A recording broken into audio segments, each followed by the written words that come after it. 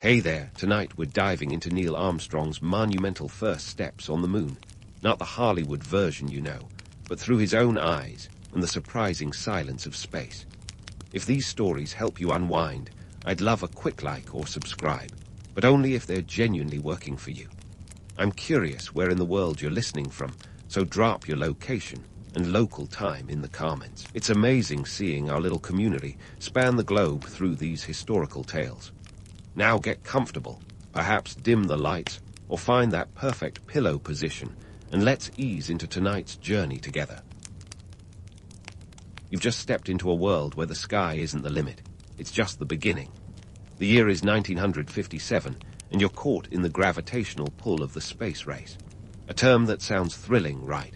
Almost like a sci-fi movie with dramatic music and bold heroes. But truth be told, it's more of a high-stakes chess match between two superpowers who decided that the final frontier was the perfect place to flex their muscles. Let's rewind to October 4, 1957. The Soviet Union launches Sputnik 1, a little metal ball that beeped its way into history as the first artificial Earth satellite. Sounds innocuous, doesn't it? A beeping ball in space. But to the United States, it was like waking up to find your neighbor's car parked in your driveway with a loudspeaker blaring, "I've got a head start." The Soviets weren't just ahead. They were cruising in the fast lane while the US was still figuring out how to start the engine. Cue the political scramble. President Dwight D. Eisenhower, not one to be outdone, decided it was time to play catch-up. And like any high-stakes game, it was going to cost a whopping $25 billion for the Apollo program alone. That's billion with a big, fat B. Adjusted for inflation, we're talking about over $150 billion today. That's the kind of money that makes you reconsider your definition of expensive. But why such a colossal investment? Well, it wasn't just about planting a flag or taking a joyride on the lunar surface. This was a Cold War showdown where technological prowess equaled political power. The moon was the ultimate high ground, and whoever got there first could claim not just a chunk of lunar real estate, but a cosmic victory in the battle of ideologies. And let's not forget the societal impact. This wasn't just a government gig, it was a national obsession. Kids were dreaming of becoming astronauts, schools ramped up science programs, and suddenly everyone was looking at the moon with a mix of wonder and competitive spirit. The space race was a rare moment when science geeks were the rock stars, and the whole country was tuning in for the latest updates with bated breath.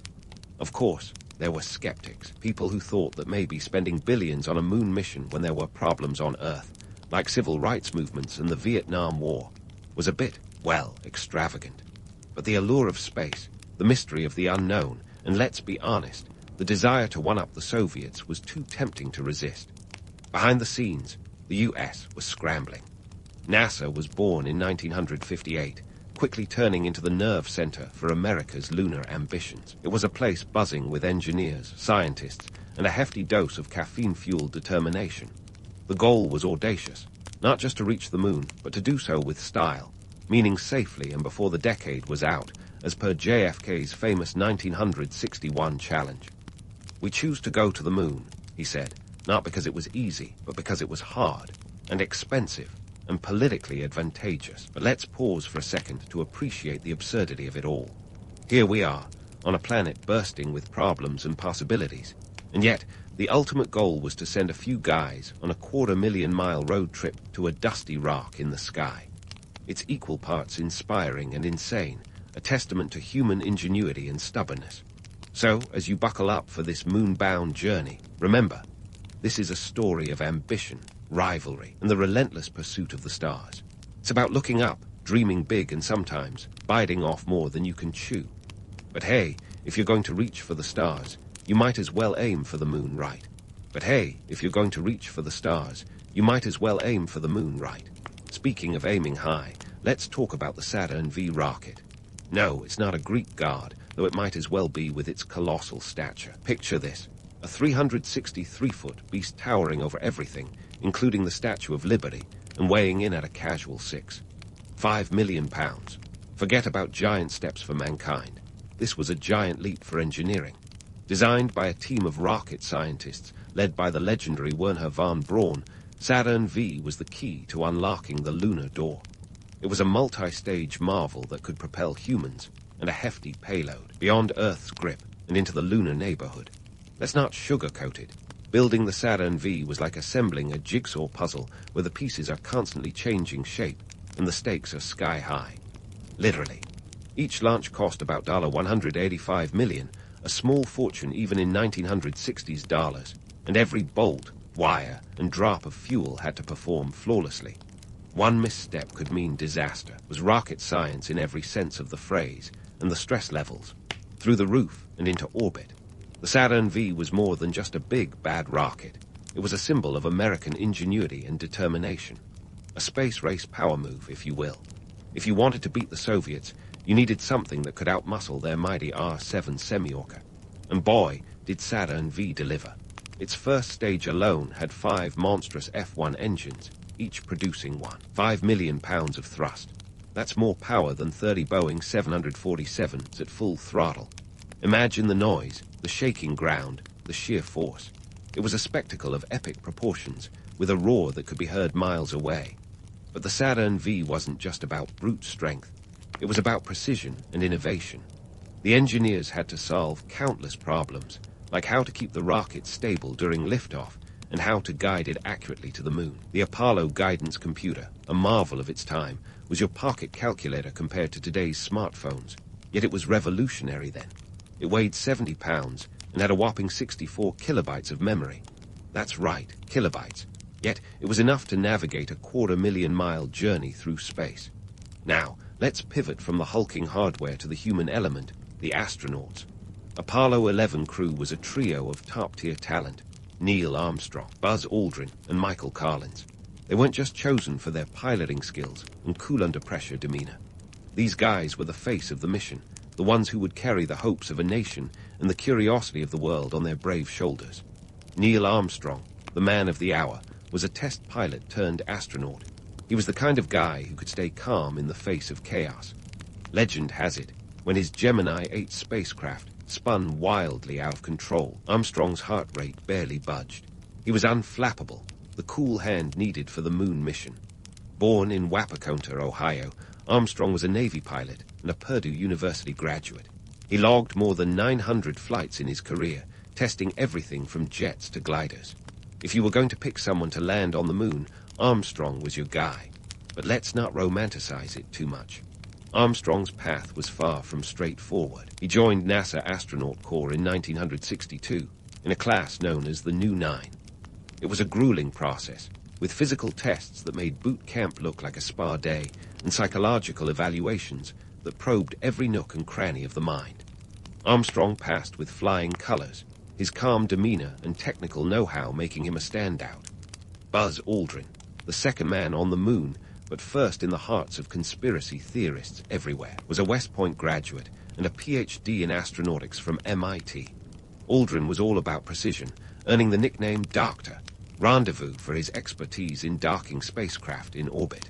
He was a man with a plan, and his meticulous nature played a crucial role in Apollo 11's success. Michael Collins, the often overlooked third member, stayed in lunar orbit while Armstrong and Aldrin made history. Though he didn't walk on the moon, Collins was an integral part of the mission. He was the command module pilot, responsible for getting everyone home safely. Collins had the unenviable job of waiting alone in lunar orbit while his colleagues bounced around on the moon's surface.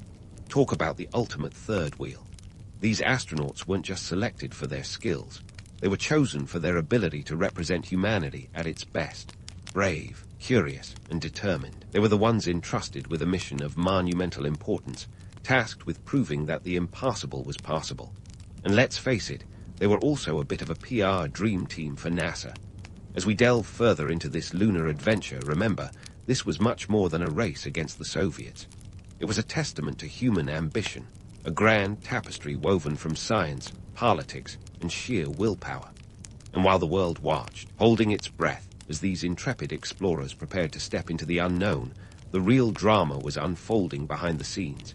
It was a saga of preparation, perseverance, and the relentless pursuit of a dream that dared to touch the heavens.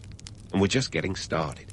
Stay tuned for the next chapter, where we'll get even closer to those iconic first steps on the lunar surface. As Apollo 11 prepared to blast off into the great unknown, the world held its breath. The stakes were astronomical, both literally and figuratively. But before we get lost in the clouds, or rather, the vacuum of space, let's zoom in on the nitty-gritty of this cosmic road trip. Spoiler alert, it's not all moon pies and starry-eyed wonder. The journey to the moon was a nail-biting 76-hour odyssey across 240,000 miles of silent nothingness. No pit stops, no roadside diners, just three men in a tin can hurtling through space. It's enough to make you reconsider your next long-haul flight. The spacecraft, a three-part contraption including the command module Columbia, the service module, and the lunar module Eagle, was a marvel of engineering. But let's not kid ourselves. It was cramped. Imagine sharing a studio apartment with two roommates for 3 days, and you'll get the picture. Inside this orbiting shoebox, Neil Armstrong, Buzz Aldrin, and Michael Collins had to contend with microgravity, which is science speak for floating around like lost balloons. Sounds fun, sure, until you realize that even simple tasks like eating or using the bathroom require Olympic-level coordination. The menu was a far cry from filet mignon, consisting of freeze-dried fare that made TV dinners look gourmet. But hey, at least they weren't rationing Tang. And then there was the atmosphere. No, not the literal one outside, but the vibe inside the spacecraft. You might think being part of such a historic mission would come with an air of solemnity, but these were human beings after all. Humor was a vital component of survival, with jokes flying around as freely as the astronauts themselves. Michael Collins, the designated driver of the operation, quipped about being lonely as a football player in a marching band while orbiting the moon solo. Meanwhile, Aldrin and Armstrong were busy keeping each other grounded with light banter and the occasional pun. After all, if you can't laugh at yourself while orbiting a celestial body, when can you? But let's strip away the starry-eyed veneer for a moment. Space travel, as romantic as it sounds, is more about enduring than enjoying. The astronauts were essentially guinea pigs in a high-stakes experiment, with the whole world watching and judging. Every move they made was scrutinized, every word recorded for posterity. Talk about pressure. And then there was the constant risk of something going wrong. A malfunction here, a miscalculation there, and it could all end in disaster. Space may be the final frontier, but it's also the ultimate cold shoulder, indifferent to human aspirations and fragile egos. As for the technology, let's just say it was both groundbreaking and eyebrow-raising. The Apollo guidance computer, while revolutionary at the time, was less powerful than today's average smartphone. It was like sending someone to the moon with a glorified calculator and a whole lot of hope. Yet, thanks to meticulous planning and the tireless work of thousands of engineers, the mission forged ahead with an elegance that belied its underlying complexity. But why the moon? Why risk it all for a desolate landscape dotted with craters and devoid of atmosphere? To answer that, you have to look beyond the immediate goals of scientific discovery and national pride. The moon was a stage, a spotlight where the US could strut its stuff and demonstrate superiority over its Cold War rival. It was the ultimate power move, a statement written in lunar dust that said, "We can do the impossible." In a world teetering on the edge of nuclear anxiety, a successful moon landing was a beacon of hope and a testament to human perseverance. Despite the grueling conditions and the ever-present specter of failure, the journey had its moments of transcendence. Gazing out at the vastness of space, the astronauts were struck by the sheer beauty of Earth, a fragile blue marble suspended in the void. It was a humbling reminder of the interconnectedness of all life, a perspective that transcended politics and borders. But let's not get too misty-eyed. There was still a mission to complete, and the most critical phase was yet to come. As the spacecraft neared its celestial destination, tension mounted. Would the lunar module Eagle successfully detach and land on the surface without incident? Would Armstrong and Aldrin be able to plant their boots firmly on the moon? The world could only wait and hope. Back on Earth, millions were glued to their television screens, living vicariously through the astronauts' every move. It was a shared moment of anticipation, a collective holding of breath that spanned continents and time zones.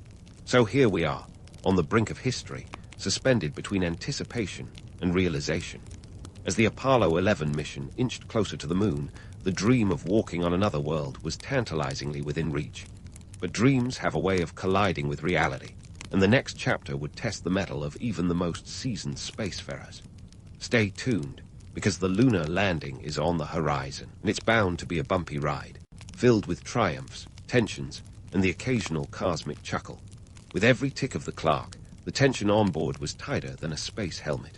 The lunar module Eagle was now a mere blink from making history or becoming a cautionary tale. As Neil Armstrong and Buzz Aldrin strapped in, the reality of their mission hit like a meteor shower. No pressure, right? Just a couple of guys about to land on the moon live, with the whole world watching. It's like the Super Bowl of space exploration, only with infinitely more at stake and zero commercial breaks. The descent was a dance with destiny, choreographed by engineers and executed by astronauts with nerves of steel. But let's not romanticize it too much. The Eagle's descent was fraught with technical challenges, like the fact that the onboard computer started blinking out error codes halfway down. Error codes that were, to put it mildly, uninvited guests at this lunar landing party. Imagine trying to parallel park with your GPS yelling, recalculating, every few seconds. That's the level of stress Armstrong and Aldrin were dealing with. And then there was the fuel, or rather, the lack thereof. As the Eagle neared the moon, Armstrong realized they were headed straight for a boulder field, an unwelcome surprise that NASA simulations back on Earth hadn't quite covered. With seconds ticking away, Armstrong took manual control, searching for a safer spot. The fuel gauge was dropping faster than a bad start, each second bringing them closer to a crash landing or an embarrassing mission aborted headline. In the final moments, with the calm of someone deciding between tea and coffee, Armstrong guided the Eagle to a flat patch of lunar real estate. And then, at 20:17 UTC, he uttered those immortal words. "Houston, tranquility base here. The Eagle has landed." On the other end, mission control erupted in cheers, relieved and ecstatic, a cocktail of emotions that tasted like victory and relief with a twist of disbelief. Now, Armstrong and Aldrin were faced with the next challenge, leaving the safety of their metal cocoon for the barren landscape of the moon. The hatch opened, and Armstrong prepared for his one small step. But here's the thing. Those famous words weren't exactly off the cuff. Armstrong had been thinking about them, knowing that this was the moment that would echo through history. A bit like trying to craft the perfect tweet, except this one would be remembered for centuries. As Armstrong descended the ladder, he paused, looking out at the lunar surface. The moon, silent, desolate, and alien, stretched before him like the ultimate blank canvas. Then, with a gentle harp, he became the first human to set foot on another world. That's one small step for man, one giant leap for mankind. The world watched, spellbound, as he bounced lightly on the moon's surface, a gravity-defying dance that looked almost playful. Armstrong's heart rate, however, was anything but. It spiked to 150 beats per minute, a reminder that beneath the calm exterior, he was as human as the rest of us. Aldrin joined him shortly after, and their first task was planting the American flag, a moment brimming with symbolism. But let's dispel a common myth. No, the flag isn't waving in the lunar breeze. There's no atmosphere on the moon, so NASA rigged the flag with a horizontal rod to keep it extended. The flag planting wasn't just a patriotic photo op, it was a bold statement. The US had done the improbable, and the flag's sturdy presence was a cosmic mic drop. The astronauts spent about 2.5 hours on the lunar surface, collecting samples and conducting experiments. It was a whirlwind of activity, with Armstrong and Aldrin moving methodically, their suits bulky and cumbersome. Yet, what struck them most was the view. Earth, a glowing blue jewel hanging in the black canvas of space. Seeing our planet from that distance brought into sharp focus its fragility and unity. It's a view that humbles and inspires, a perspective that transcends borders and conflicts. But let's not forget the unsung hero of this cosmic adventure, Michael Collins, orbiting above in the command module, keeping the engine running for their return trip. Alone in the void, Collins was the mission's guardian angel, ensuring that Armstrong and Aldrin had a ride home. His role was critical, yet often overshadowed by the more visible feats of his colleagues. Collins later remarked that while he didn't get to walk on the moon, he felt his place in history was exactly where it needed to be. Back on the lunar surface, Armstrong and Aldrin wrapped up their tasks, documenting their work, collecting moon rocks, and even taking a moment to speak to the folks back home. President Nixon placed a call to the moon, a long-distance conversation that underscored the magnitude of their achievement. The astronauts' poise and professionalism during this historic call were a testament to their training and character. As the moonwalk drew to a close, the astronauts faced the sobering reality of returning to their cramped quarters and preparing for the journey back to Earth. The ascent stage of the lunar module fired flawlessly, lifting Armstrong and Aldrin off the moon and back into lunar orbit. For a mission filled with uncertainties, this was yet another hurdle cleared with precision. Reunited with Carlins, the crew set their sights on home. The journey back was a quieter affair, the adrenaline of the landing giving way to reflection and anticipation. As they approached Earth, the familiar blue-green sphere grew larger, a comforting sight after days adrift in the vastness of space. The splashdown in the Pacific Ocean was a triumphant conclusion to an odyssey that had captivated millions. As the astronauts emerged from their capsule, they were greeted as heroes, their success a testament to the ingenuity and determination of all who had worked on Apollo 11. Yet, while the mission was a crowning achievement, it also raised questions about the future. What would come next in humanity's cosmic journey? The moon landing was a monumental leap, not just for the astronauts, but for all of humanity. It was a moment that defied the odds, a testament to human ambition and perseverance. But as the world celebrated, there was a sense that this was just the beginning. The universe, vast and mysterious, beckoned with possibilities yet to be explored. So as we wrap up this chapter, remember that the moon landing was more than a technological marvel or a Cold War victory. It was a moment that united the world in awe and wonder, a reminder of what we can achieve when we dare to dream big. And while Armstrong, Aldrin, and Carlins returned to Earth as heroes, their journey set the stage for future explorers to push the boundaries of what's possible. Stay tuned, because the story of space exploration is far from over, and there are still many more chapters left to write. Now that we've touched back down to Earth, let's shift our gaze to the ripple effects of that monumental moon landing. The moment Neil Armstrong set foot on the lunar surface, it wasn't just America's victory, it was a triumph for humankind. But like any grand tale, there's more beneath the surface than meets the eye. So, let's dig into the aftermath, the global reaction, and the long-term impacts that sprouted from this giant leap. The world was enraptured. Imagine this, over 600 million people glued to their screens, witnessing history unfold in real time. Now, that might not seem like much in today's era of viral cat videos, but back in 1969, it was unprecedented. The moon landing became a symbol of hope and progress, a dazzling display of human ingenuity. Countries around the globe, regardless of political leanings, celebrated the achievement. It was as if, for one brief moment, our planet paused to collectively marvel at what we could accomplish together. However, while the global community applauded back home in the U.S., the reception was more complicated. Sure, there was a sense of national pride. After all, the stars and stripes were now fluttering on lunar soil. But there was also a hefty dose of skepticism. The Apollo program had cost a staggering $25 billion, equivalent to over $150 billion today, and not everyone was convinced it was money well spent. Critics argued that those funds could have been better used addressing pressing problems on Earth, like poverty and education. In a country still reeling from civil rights struggles and the Vietnam War, the moon landing was a triumph tinged with controversy. But let's not throw the lunar dust out with the moon rock samples. The Apollo missions spurred technological advancements that rippled through various industries. Take the miniaturization of electronics, for example. The need to create compact, reliable systems for space travel accelerated innovations that would eventually lead to the development of modern computers and smartphones. The same goes for materials science. Those state-of-the-art spacesuits and heat shields laid the groundwork for advances in everything from firefighting gear to aircraft design. And then there's the cultural impact. The moon landing inspired a generation of scientists, engineers, and dreamers. Schools across the globe saw a surge in interest in STEM fields as kids aspired to become astronauts. The iconic image of Earthrise, captured during the Apollo 8 mission, sparked an environmental consciousness that resonated with the burgeoning environmental movement. It was hard to look at that fragile blue marble and not feel a sense of responsibility to protect it. Yet, with great achievements come great myths.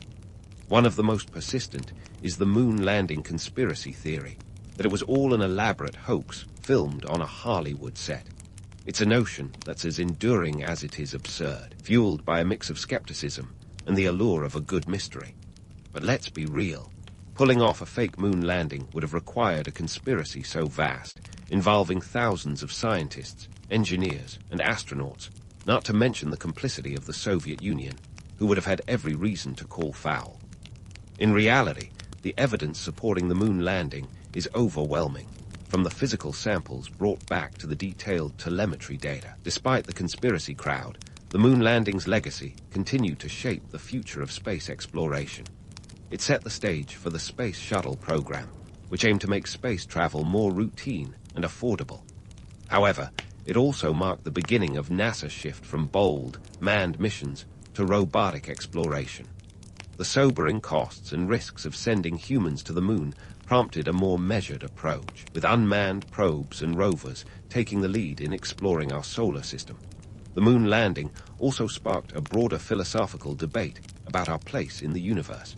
Suddenly, the idea of living and working in space seemed within reach. Concepts like space tourism, colonization, and even mining asteroids began to capture the public imagination. While these ideas were mostly speculative back then, they laid the groundwork for today's renewed interest in space, driven by private companies like SpaceX and Blue Origin. As we look back at that grainy footage of Armstrong's first steps, it's clear that the moon landing was more than just a technological feat. It was a testament to the power of human ambition, a beacon of what's possible when we dare to reach beyond our grasp. But it was also a reminder of the challenges we face on Earth, a planet that, in the grand scheme of the cosmos, is but a tiny speck. The legacy of Apollo 11 is not only in the flags and footprints left on the moon, but in the enduring quest to explore, understand, and preserve our world. As we wrap up this odyssey, remember that the moon landing was a chapter in a much larger story, one of curiosity, courage, and the relentless pursuit of knowledge. It was a moment that united us in awe, ignited imaginations, and set the stage for future explorers to reach even further.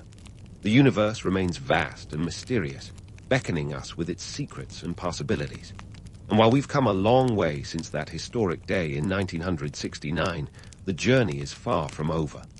The stars are still waiting, and the next leap might just be around the cosmic corner. The life of a Phoenician trader, where waking up means rising to the scent of fermenting mollusks in the air. Sure, your morning coffee might get cold as you sprint to the nearest window for a breath of fresh air, but this is Tyre in 800 BCE, and the scent of mollusks is the perfume of prosperity. It's the kind of aroma that says, "Get up, you've got purple dye to sell." Now, if you're wondering why anyone would choose to live in a place where the primary fragrance could be described as seafood gone wrong, let me tell you, it's all about the money, honey. Tyre, your bustling home base, isn't just any city. It's a powerhouse port city, a jewel in the Phoenician crown. And you, my friend, are right in the thick of it. Today, you'll be rubbing shoulders with sailors, merchants, and the occasional dignitary from as far away as Egypt or Greece. You're part of a vast trade network stretching across the Mediterranean like some kind of ancient internet. Need some ivory from Africa? Check. Fancy a bit of tin from Cornwall? You got it. But today, the star of your trading portfolio is the famed Tyrian purple dye, worth its weight in gold. Literally. Let's talk about this purple dye for a second. You see, it's not just any purple. It's the kind of regal, deep shade that screams aristocracy and exclusivity. The dye is extracted from the murex snail, and it takes approximately 250,000 of these little guys to produce just 1 ounce of dye. Yes, you heard that right. 250,000 snails for a single ounce. If that's not a testament to both human ingenuity and stubbornness, I don't know what is. You're dealing in a luxury product, and that comes with its own peculiar brand of prestige. As you step out of your modest abode, the sun is already casting a golden glow over the harbor. It's a scene bustling with activity, ships arriving and departing, traders haggling over prices, and the constant chatter of goods being loaded and unloaded. It's a symphony of commerce, and you're the conductor today. But let's not romanticize it too much. The truth is, while the myth of Phoenician seafarers paints them as swashbuckling adventurers, the reality involves a lot more bookkeeping than you might imagine. Numbers, dates, and ledgers are your real weapons in this trade war. Speaking of myths, let's tackle the notion that Phoenicians were the fashionistas of their time. Sure, they might have had a monopoly on the color purple, but those flowing robes weren't exactly practical for a day spent dodging donkey carts and avoiding puddles of, well, let's just say mystery liquids. The truth is, practicality often won out over style, unless you were part of the elite who could afford both.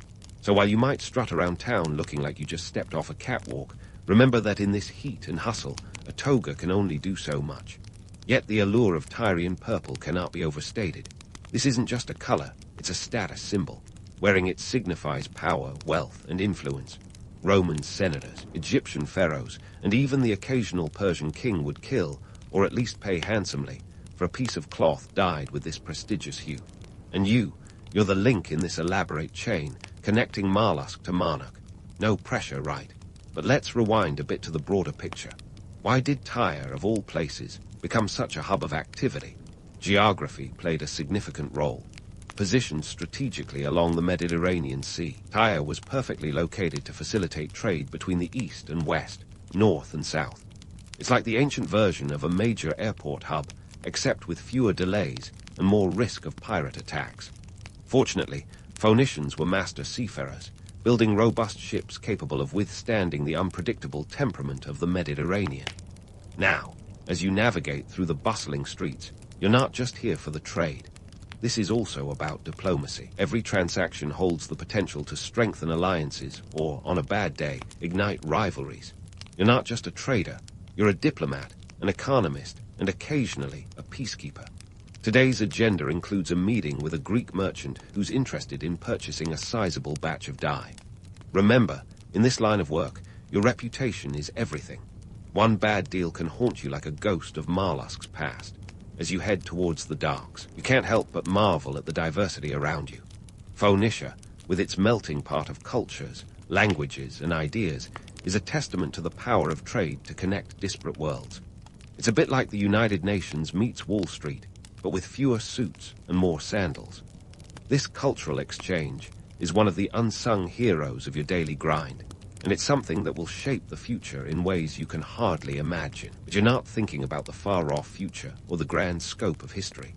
Right now, your focus is on securing that deal, keeping your accounts in order, and maybe, just maybe, finding a decent meal that doesn't involve Marlusks.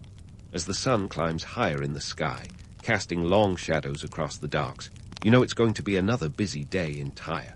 And while the challenges are many, so are the opportunities. After all, in the world of Phoenician trade, fortune favors the bold, and those who don't mind a little fishy fragrance. As you stroll down the bustling docks of Tyre, the sea breeze teasing your hair, your mind is already aboard one of those robust Phoenician ships. Ships that, despite their legendary reputation, didn't quite sail themselves on magic carpets of myth and legend. Let's get one thing straight.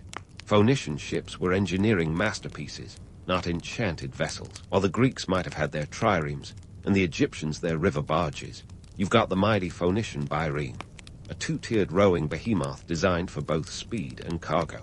Think of it as the ancient SUV of the seas, but without the cup holders or GPS.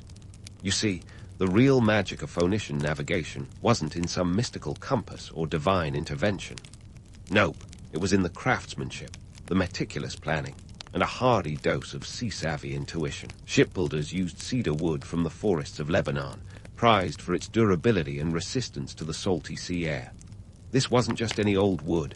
This was the timber equivalent of the Swiss Army knife, light, strong, and versatile. The ships were sleek, with a curved hull that sliced through the Mediterranean like a heart knife through butter. Okay, maybe more like a slightly melted butter, given the occasional pirate encounter. Speaking of pirates, let's debunk another myth. The Phoenicians weren't just dodging them with ease like some kind of ancient James Bond. Navigating these waters was a high-stakes game of wits and survival. It was less, yo-ho-ho, and more, oh no, not again. These traders had to be strategic, sticking close to the coastlines during the day and navigating by the stars at night. And those stars, they were your only reliable friends in a sea of uncertainty, offering guidance when the sun dipped below the horizon. Forget about GPS or Google Maps. Phoenicians relied on the North Star and a mental map sharper than a Roman senator's toga pin. Now, let's talk about predicting the weather. an essential skill when your livelihood depends on the sea's mood swings. Ancient meteorology was more about reading the skies than consulting a crystal ball. Sailors watched cloud formations, wind patterns, and even the behavior of birds. If the seagulls were flying inland, it was time to batten down the hatches. Of course, sometimes the signs were about as reliable as a politician's promise, but you made do with what you had. And when the weather turned foul, trust me, you were praying to every god in the Phoenician pantheon for safe passage. But what about life on board, and you weren't dodging storms or pirates? Let's just say the romance of the sea quickly loses its charm when faced with the reality of dried fish for breakfast, lunch, and dinner. Yes, dried fish was the staple of a Phoenician sailor's diet. It was practical, packed with protein, and didn't spoil quickly. But after weeks at sea, even the most die-hard pescatarian would start dreaming of anything else. Say, a nice juicy steak, or even a handful of fresh olives. But hey, at least it wasn't mollusks, right? And then there's the matter of hygiene. Let's just politely say that personal grooming wasn't exactly a top priority when you're out at sea. Baths consisted of a quick splash from a bucket, and privacy was a luxury you couldn't afford. Imagine sharing a cramped space with a crew of rowers whose last change of clothes was back when the murex snails were still alive and kicking. Yeah, it was as fragrant as you're probably imagining. So, what kept these sailors motivated? Simple, the thrill of the trade, the allure of profit, and the promise of adventure. Every journey held the potential for lucrative deals. The Mediterranean was a bustling marketplace on water, where you could swap your dye and glassware for Egyptian grain, Greek olive oil, or Spanish silver. Each port offered new opportunities, and occasionally a chance for a little R&R. After weeks of dried fish, a heart meal, and a tankard of wine at a local tavern must have felt like a feast fit for a king. But don't let me paint too grim a picture. The sea was where legends were born, after all. Every successful voyage added to the prestige of the Phoenician traders. Stories of daring exploits and near misses became the stuff of fireside tales. And while the harsh reality of the trade was rooted in hard work and danger, the myth of the Phoenician seafarer, bold, cunning, and almost supernaturally skilled, endures to this day. Because let's face it, who doesn't love a good sea story? And as you prepare to set sail, you're not just carrying cargo. You're carrying the weight of a civilization known for its enterprise, its innovation, and yes, its flair for the dramatic. The Mediterranean isn't just a sea, it's a stage. And you, dear trader, are both the actor and director in this ancient play of commerce and culture. With the sails unfurled and the open sea ahead, you know this much is true. The life of a Phoenician trader is unpredictable, challenging, and above all, never dull. And so, with the Mediterranean stretching out like a vast stage, you're not just a trader, you're the star performer in an ancient drama of commerce. As the sun climbs to its zenith, casting everything in a blinding glare, your ship approaches a bustling foreign port. It's a scene straight out of a history book, only with more chaos and fewer neatly painted illustrations. Docking at a port is a bit like entering a modern-day trade show, but instead of suits and conference badges, think tunics and vine leaves. This particular port might be Carthage, Sidon, or even the distant shores of Tartessos, places where the clash and clang of commerce hums like an eternal background score. Here, you're greeted by a cacophony of shouting traders, bleeding livestock, and the constant thud of cargo hitting the docks. It's a symphony of prosperity, and you're here to conduct a little business. Now, let's talk about the goods you're peddling. Sure, Tyrian purple dye is the headliner, but you've got a veritable cornucopia of products on board. Think of it as a floating ancient department store, minus the seasonal sales. There's glassware, exquisitely crafted and clear as a Mediterranean morning. And there's cedar timber from Lebanon, a resource so prized that even King Solomon would have raised an eyebrow. Add to that a selection of metals, copper, tin, and iron, each with its own role in the grand play of ancient industry. But it's not just about what you're selling. You're also here to buy. The economic dance of give and take means stocking up on Egyptian papyrus or Greek olive oil, maybe even some Babylonian textiles. It's a bit like trading baseball cards, but with significantly higher stakes and fewer bubble gum sticks. The goods exchanged are more than items. They're the connective tissue of civilizations, each trade deal a thread in the intricate tapestry of history. Ah, the art of negotiation, a skill as crucial then as it is now. You step into the fray armed with nothing but your wits, and an impressive grasp of mental arithmetic. Phoenician traders were the original power brokers, and you're no exception. Haggling over prices is a time-honored tradition, as essential to you as a good pair of sandals. Your reputation precedes you, but remember, one bad trade can haunt you like a particularly clingy ex. Let's dispel a myth or two while we're at it. These negotiations weren't just polite exchanges over a cup of wine. No, they were more like Game of Thrones, with fewer dragons and more drachmas. The stakes were high, and the tactics could be ruthless. You had to know when to push, when to pull back, and when to walk away with your dignity intact.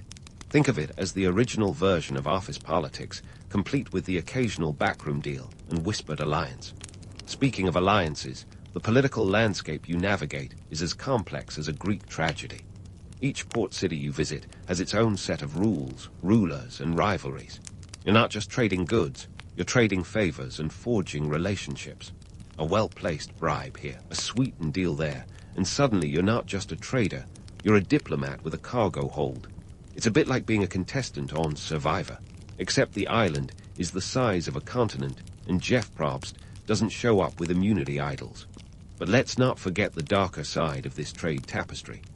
Piracy is a constant threat, lurking like a hungry shark just beneath the surface. Not every port is a friendly harbor, and not every trader is an honest broker.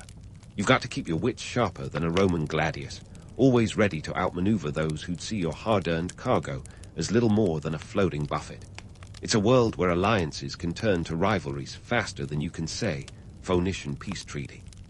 Yet, despite the perils, there's an undeniable romance to this life, a sense of adventure that can't be quantified in mere shekels or status. Open sea calls to you with promises of new horizons, new deals, and new stories to tell.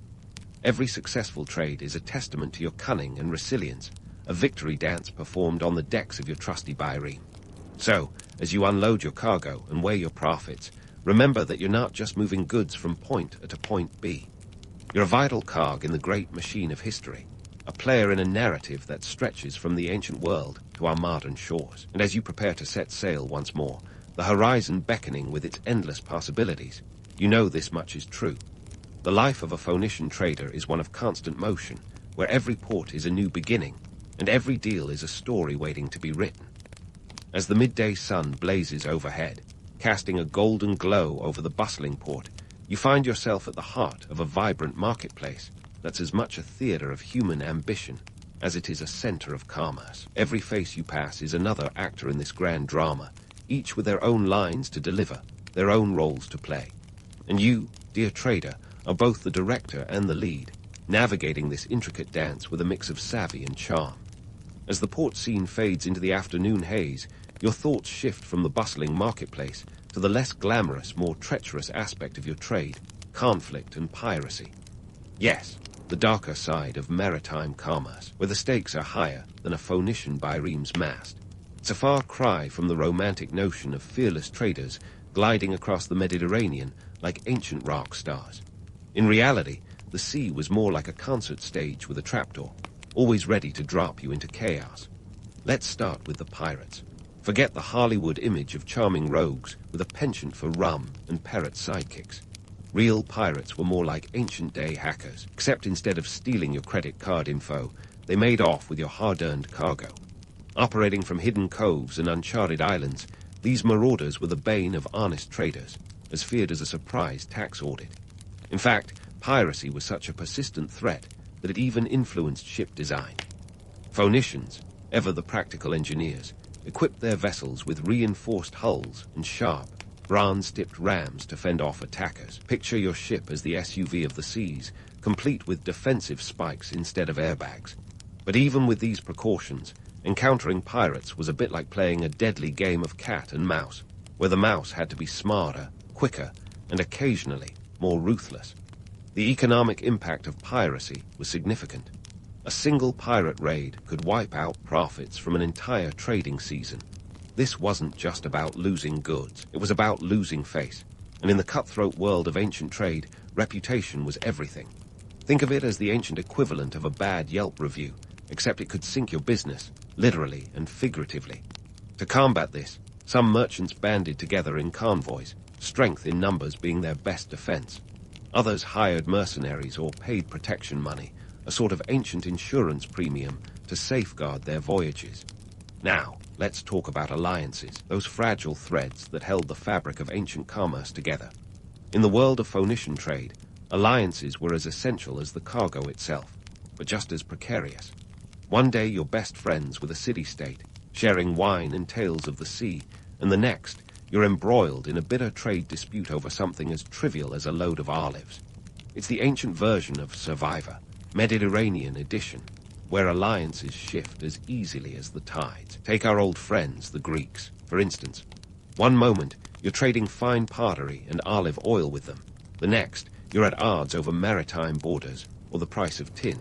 It's a geopolitical dance where every step could lead to either a lucrative deal or a costly conflict. And let's not forget the Egyptians, whose hunger for luxury items kept your purple dye business thriving. Maintaining these alliances required the finesse of a seasoned diplomat, a keen understanding of human nature, and sometimes a well-timed bribe. Speaking of human nature, let's debunk another myth, the notion that ancient traders were fearless adventurers. Sure, courage played a part, but so did pragmatism and a keen sense of self-preservation. You didn't just sail into unknown waters for the thrill of it. You did it because the potential rewards outweighed the risks. It's a bit like investing in a volatile stock market, except the dividends were paid in precious metals or exotic spices. The trade routes were more than just lines on a map.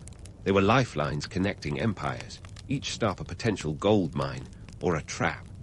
The Mediterranean was the world's first global marketplace, and the traders who plied its waters were the original cross-cultural ambassadors. But while the allure of adventure was real, so were the dangers. Storms could send you to a watery grave faster than you could say, Murex snail. And a broken alliance could leave you stranded in hostile territory with nothing but your wits and a few choice expletives. You couldn't rely on the romantic notion of divine favor, either. The gods might be watching, but they weren't handing out freebie miracles.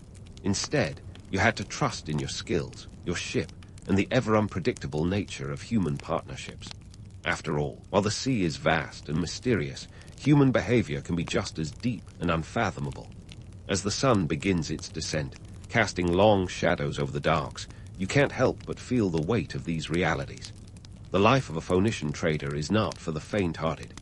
It demands a balance of cunning, courage, and caution, a willingness to embrace both opportunity and adversity. Yet, despite the risks, there's a certain allure to this life, a sense of purpose and possibility that transcends the mundane. And so, as evening approaches and the first stars appear in the sky, you find yourself drawn once more to the sea. The open water calls to you with its siren song of adventure, its promise of new horizons and untold riches. You know that tomorrow will bring its own set of challenges, its own tests of skill and character. But for now, you're content to bask in the afterglow of another day well spent, another chapter in the ongoing saga of commerce and culture. Because at the end of the day, that's what this life is all about. The stories you collect, the deals you broker, and the legacy you leave behind. And as you prepare to set sail once more, you know this much is true. In the world of Phoenician trade, the lines between myth and reality are as fluid as the sea itself, forever shifting, forever changing, just like the tides. And so, as the stars twinkle like celestial breadcrumbs guiding your way, you find yourself heading back to the familiar shores of Tyre. The bustling port city greets you with open arms, its lights twinkling like an ancient Times Square. It's a triumphant return, though perhaps not quite the ticker-tape parade one might imagine. Instead, it's a scene of weary sailors, creaking ships, and the ever-present aroma of those beloved Murex snails. Ah, home, sweet home. Returning from a successful trading expedition is akin to the feeling of landing a dream job after months of interviews.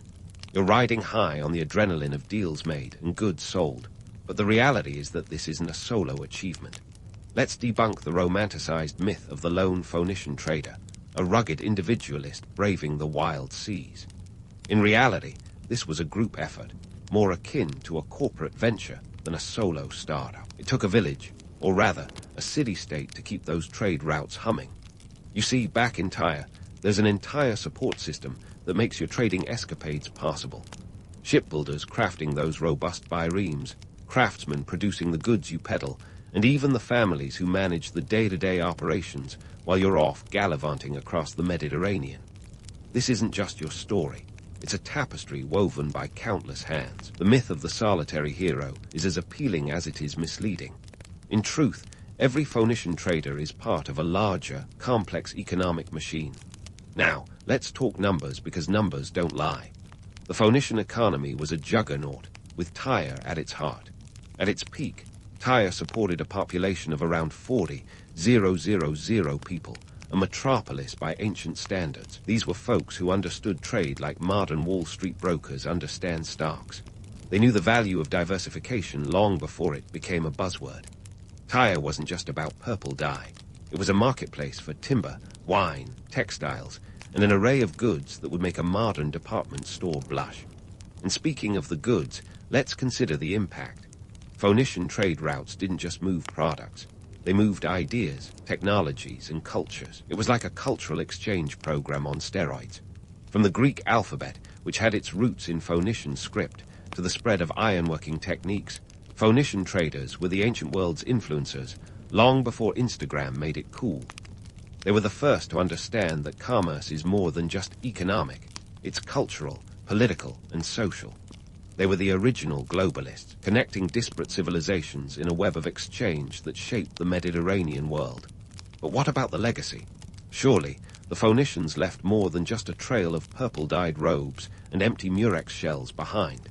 Indeed, their legacy is written into the very fabric of history. Cities like Carthage, founded by Phoenician settlers, became powerhouses in their own right. Carthage, with its legendary general Hannibal, even gave Rome a run for its money during the Punic Wars. And let's not forget the Phoenician influence on seafaring. Their innovations in shipbuilding and navigation laid the groundwork for future explorers to chart the unknown. Yet, despite their monumental contributions, the Phoenicians often remain the unsung heroes of antiquity. Perhaps it's because they didn't leave behind grand monuments like the pyramids or the Parthenon. Instead, their legacy is more subtle, woven into the everyday practices of trade and communication that we take for granted today. They were the quiet architects of connectivity, the facilitators of exchange in an era when borders were as fluid as the sea itself. So, as you step onto the familiar cobblestones of Tyre, taking in the sights and sounds of your bustling home, you can't help but reflect on the roles both grand and humble that you and your fellow traders play in this ongoing drama. Sure, the life of a Phoenician trader is exhausting, full of risks, both real and imagined. But it's also rewarding, offering a sense of purpose and belonging that transcends the mundane. It's a life where every voyage is a new chapter, every trade a new story. And as you cast one last glance at the sea, you know this much is true. While the individual may be small, the collective effort of the Phoenician people looms large across the tapestry of history. In their sails, you hear the whisper of the Mediterranean, an eternal reminder of the ebb and flow of human endeavor. So, dear trader, as you prepare to rest and ready yourself for another day in this grand narrative, remember, the myth is compelling, but the reality is extraordinary. Welcome back to Tyre, where the past and present collide, and every day is a new opportunity to weave the next thread in the intricate tapestry of our shared history. The Qin Dynasty was the historical equivalent of a fireworks show, spectacularly bright for a moment, and then, just as quickly, a smoldering mess. Once upon a time, not so long ago in the grand timeline of Chinese history, this empire sprang into being with all the subtlety of a bull in a china shop. Now, let's talk about Qin Shi Huang, the ambitious emperor who decided that uniting China wasn't enough unless it came with a side order of absolute control. Qin Shi Huang, born Yingzheng, took the throne at just 13 years old in 246 BCE. This kid didn't spend his teen years worrying about acne or algebra. Instead, he was busy conquering rival states and declaring himself the first emperor of China by 221 BCE. His to-do list included implementing centralized bureaucracy, standardizing the script, and of course, building a wall. Not just any wall, a whopping 13,000-mile defensive structure we now know as the Great Wall of China. But before you picture tourists snapping selfies on a sunny day, let's get real.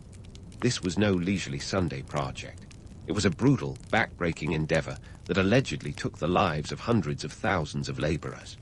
Think of it as the world's longest grave marker, a sobering reminder that greatness often comes with a body count. Qin Shi Huang wasn't content with just bricks and mortar.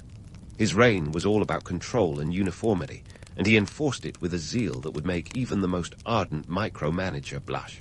He standardized weights, measures, and even the width of cart axles to ensure that all roads led to the emperor's favor. But he wasn't all about practicalities. He was also a bit of a dreamer, albeit in a terrifying way. Obsessed with immortality, sent expeditions to find the elixir of life, only to be met with disappointment. His paranoia was legendary, leading to a regime that suppressed dissent with ruthless efficiency. Books were burned, scholars were buried alive, and the legal system was as forgiving as a viper's nest. While Qin Shi Huang was busy constructing his legacy in stone and terror, the seeds of rebellion were quietly sprouting. His death in 210 BCE was the spark that set the powder keg alight. The empire, held together by sheer force of will, began to crumble like a poorly built sandcastle. In the power vacuum left by his demise, chaos reigned. His son, Qin Ershi, took over but lacked the charisma or the iron grip of his father, resulting in a rapid descent into anarchy. The people, weary of oppression and taxation that made modern-day IRS seem like a benevolent charity, rose up in revolt. Enter Liu Bang, the rags-to-riches story we all secretly love, because who doesn't enjoy seeing a peasant stick it to the man and win? Born in 256 BCE into a peasant family, Liu Bang had no claim to nobility, no martial prowess, and certainly no God-given mandate to rule. But what he did have was an uncanny knack for leadership and a penchant for seizing opportunities. While working as a minor official in the Qin Dynasty, he witnessed firsthand the discontent simmering under the surface. When the rebellion against the Qin gained momentum, Liu Bang saw his chance and took it with both hands. He wasn't a polished aristocrat or a seasoned general, but Liu Bang had charisma in spades. He gathered followers with promises of land and fairness, rallying them with the kind of grassroots campaign that would make a modern politician green with envy. Under his leadership, commoners, bandits, and even defected soldiers joined his cause. His approach was pragmatic. He understood that to win hearts, you sometimes had to play nice and share the spoils of war. The real turning point came in 206 BCE. Liu Bang's forces managed to capture the Qin capital of Xianyang without a fight. Despite this victory, his was not the only banner flying in the rebellion. Xiang Yu, a rival warlord, was also vying for control, and he wasn't the sharing type. An uneasy alliance formed, but it was as stable as a house of cards in a hurricane. In 202 BCE, after a series of strategic maneuvers and battles, Liu Bang triumphed over Xiang Yu at the Battle of Gaixia. With Xiang Yu defeated, Liu Bang declared himself Emperor Geazu of the Han Dynasty, and thus the Han Dynasty was born. Liu Bang's rise from peasant to emperor was less about luck and more about savvy political maneuvering. He knew that ruling was a marathon, not a sprint, and he laid the foundation for what would become one of China's most enduring dynasties. The Han Dynasty didn't just emerge from the ashes of the Qin. It took the lessons of its predecessor and built something stronger, wiser, and a tad more humane. Sure, it wasn't all sunshine and rainbows. Political intrigue was as rampant as ever, and corruption still had a front-row seat at the table. But the Han did something remarkable. They turned a fractured and war-weary land into a powerhouse of innovation and culture. So there you have it. From the ashes of Qin's rigid tyranny rose the Han Dynasty, a tale of resilience, cunning, and a touch of serendipity. In the end, the Han Dynasty wasn't just China's golden era. It was a testament to the power of adaptability and the enduring human spirit. Stay tuned, because this story is just getting started.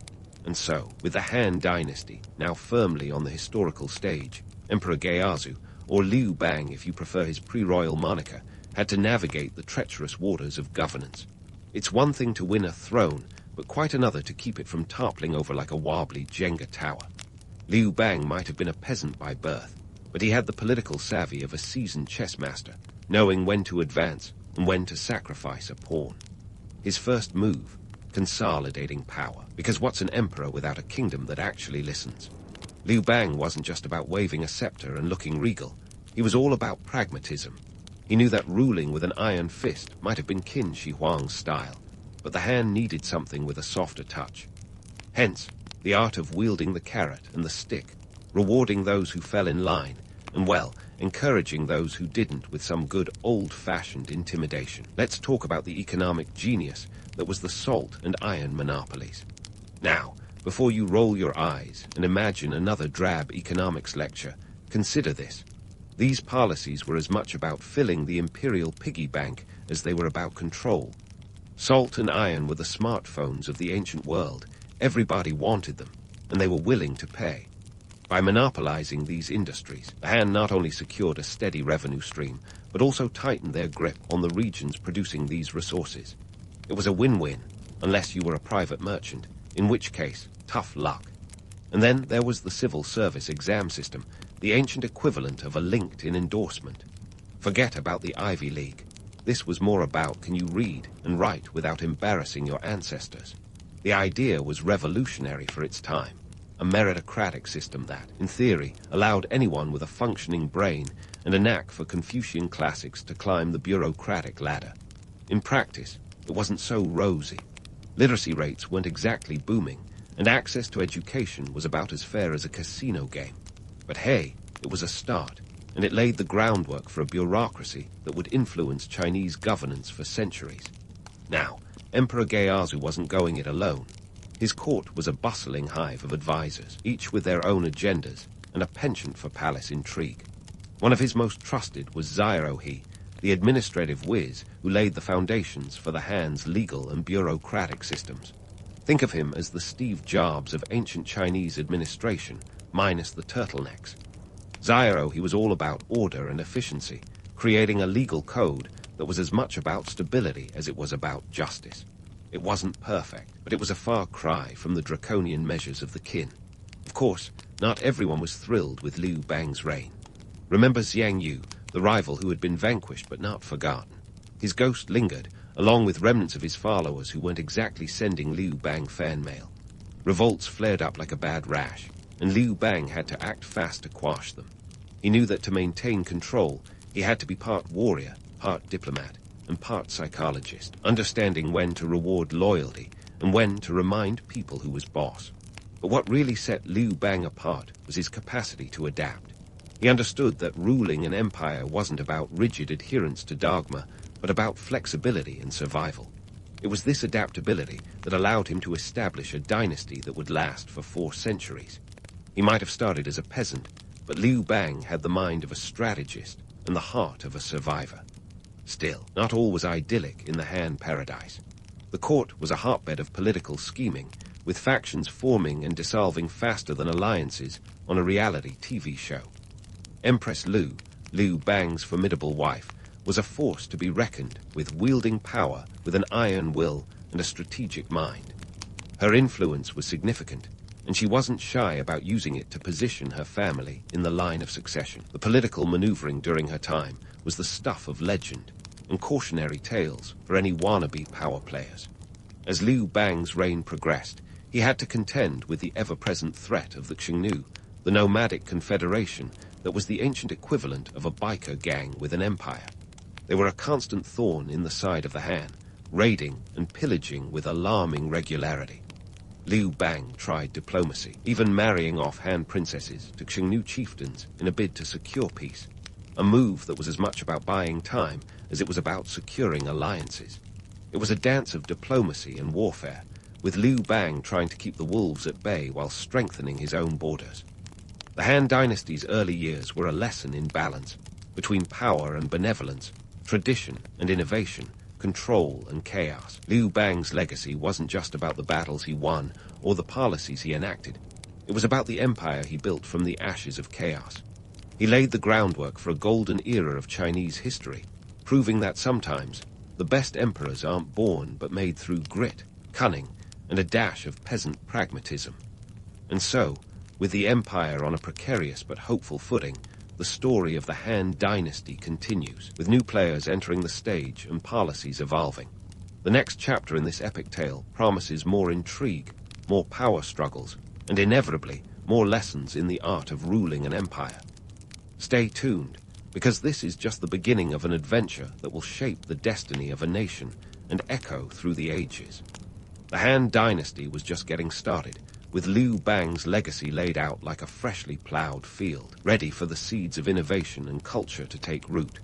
While the Qin Dynasty had been about as subtle as a marching band at a funeral, the Han were more like a finely tuned orchestra, setting the stage for one of the most brilliant periods in Chinese history. The Han were the original overachievers, the kind of dynasty that made you wonder if they ever took a day off.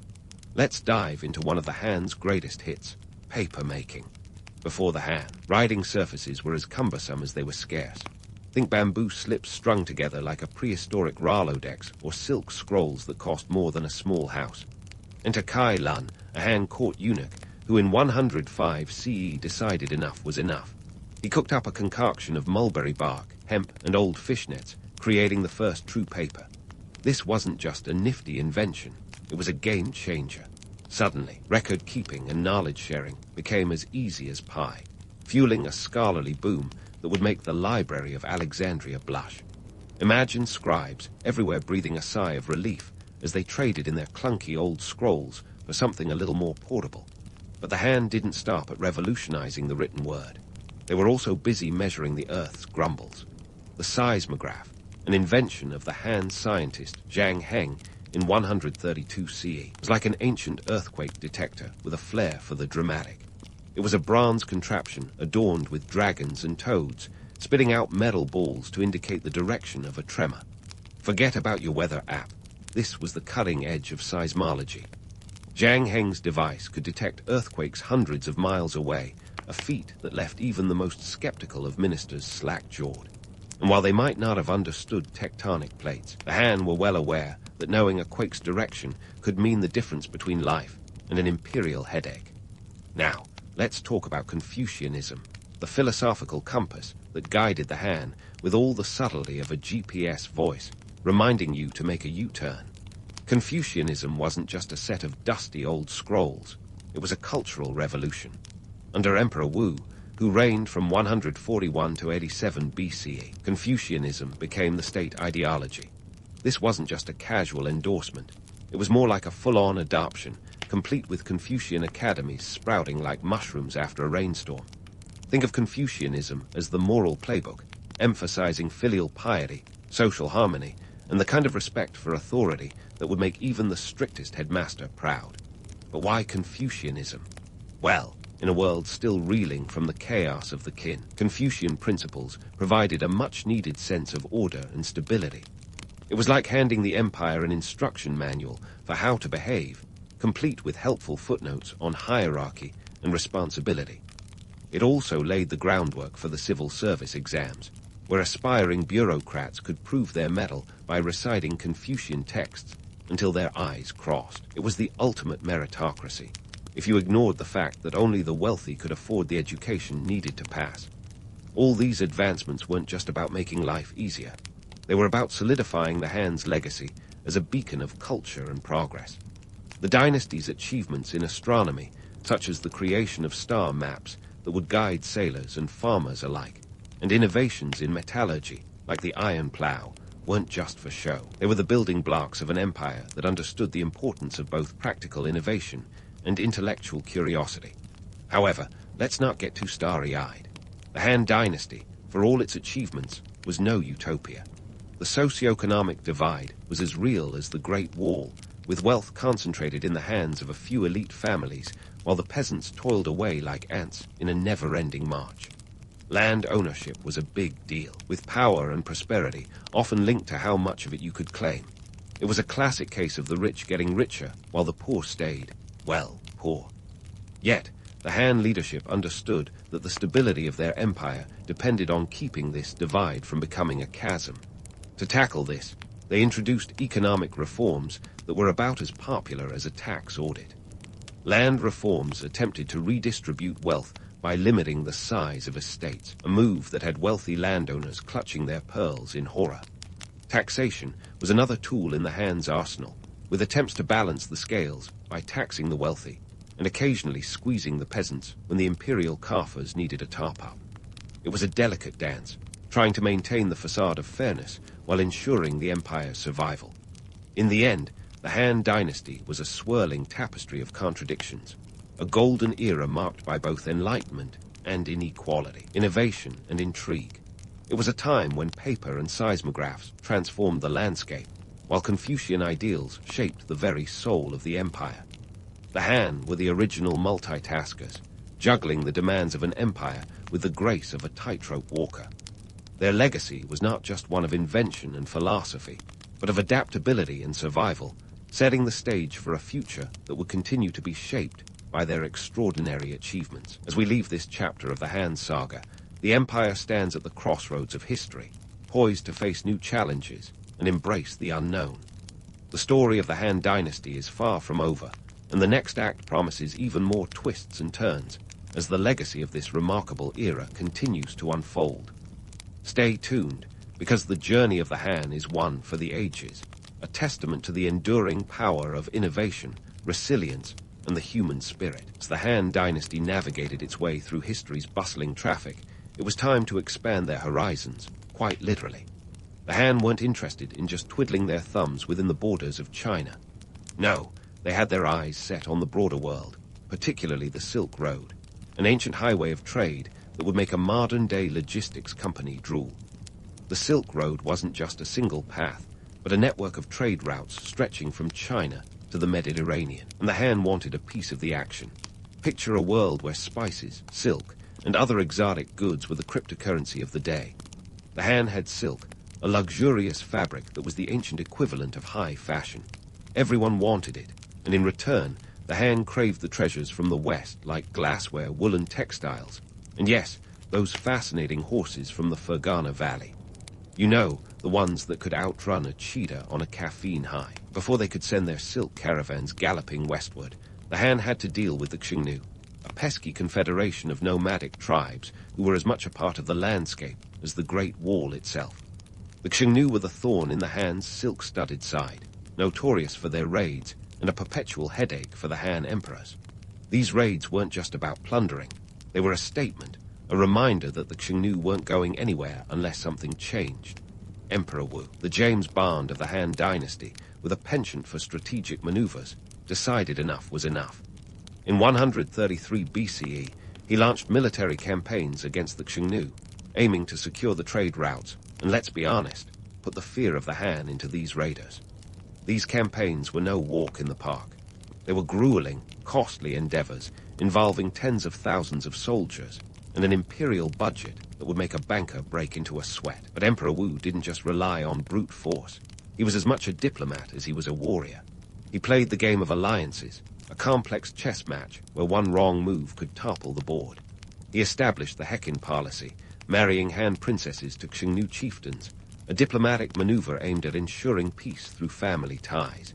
It was a strategy as old as time, but let's not kid ourselves. These marriages were about as romantic as a business merger, with the brides often being political pawns more than willing participants. Despite the strategic marriages and military might, the Xiongnu were not easily subdued. The Han needed more than just swords and silk to secure their borders. Enter Zhang Kaiyan, the Marco Polo before Marco Polo, if you will. Sent on a mission to the west around 138 BCE, Zhang Kaiyan's journey was the stuff of epic novels. He was captured by the Xiongnu, spent a decade as their guest, and eventually escaped to continue his mission. Talk about dedication. His travels opened the Han's eyes to the vast network of trade possibilities and laid the groundwork for what would become the Silk Road. Zhang Kaiyan's reports were a treasure trove of information, detailing the cultures, goods, and political landscapes of Central Asia. His findings were like a GPS for the Han, guiding them toward new alliances and trade opportunities. The Silk Road was more than just a route for goods. It was a cultural exchange that brought ideas, technologies, and even religions across continents. It was a superhighway of human interaction, an ancient internet of sorts, where the East and West met to swap not just goods, but stories and philosophies. As the Han Dynasty expanded its influence westward, they were laying down more than just trade routes. They were building bridges between civilizations, setting the stage for a global exchange that would resonate through the ages. The economic implications were massive. Silk became the currency of empires, and the Han coffers swelled with wealth, enabling further conquests and consolidations. It was a golden age of trade, with the Han at its center, orchestrating a symphony of commerce that would echo for centuries. However, the expansion westward wasn't all silk and spices. The Han's ambitions stirred the pot of regional politics, creating alliances as fragile as a Ming vase.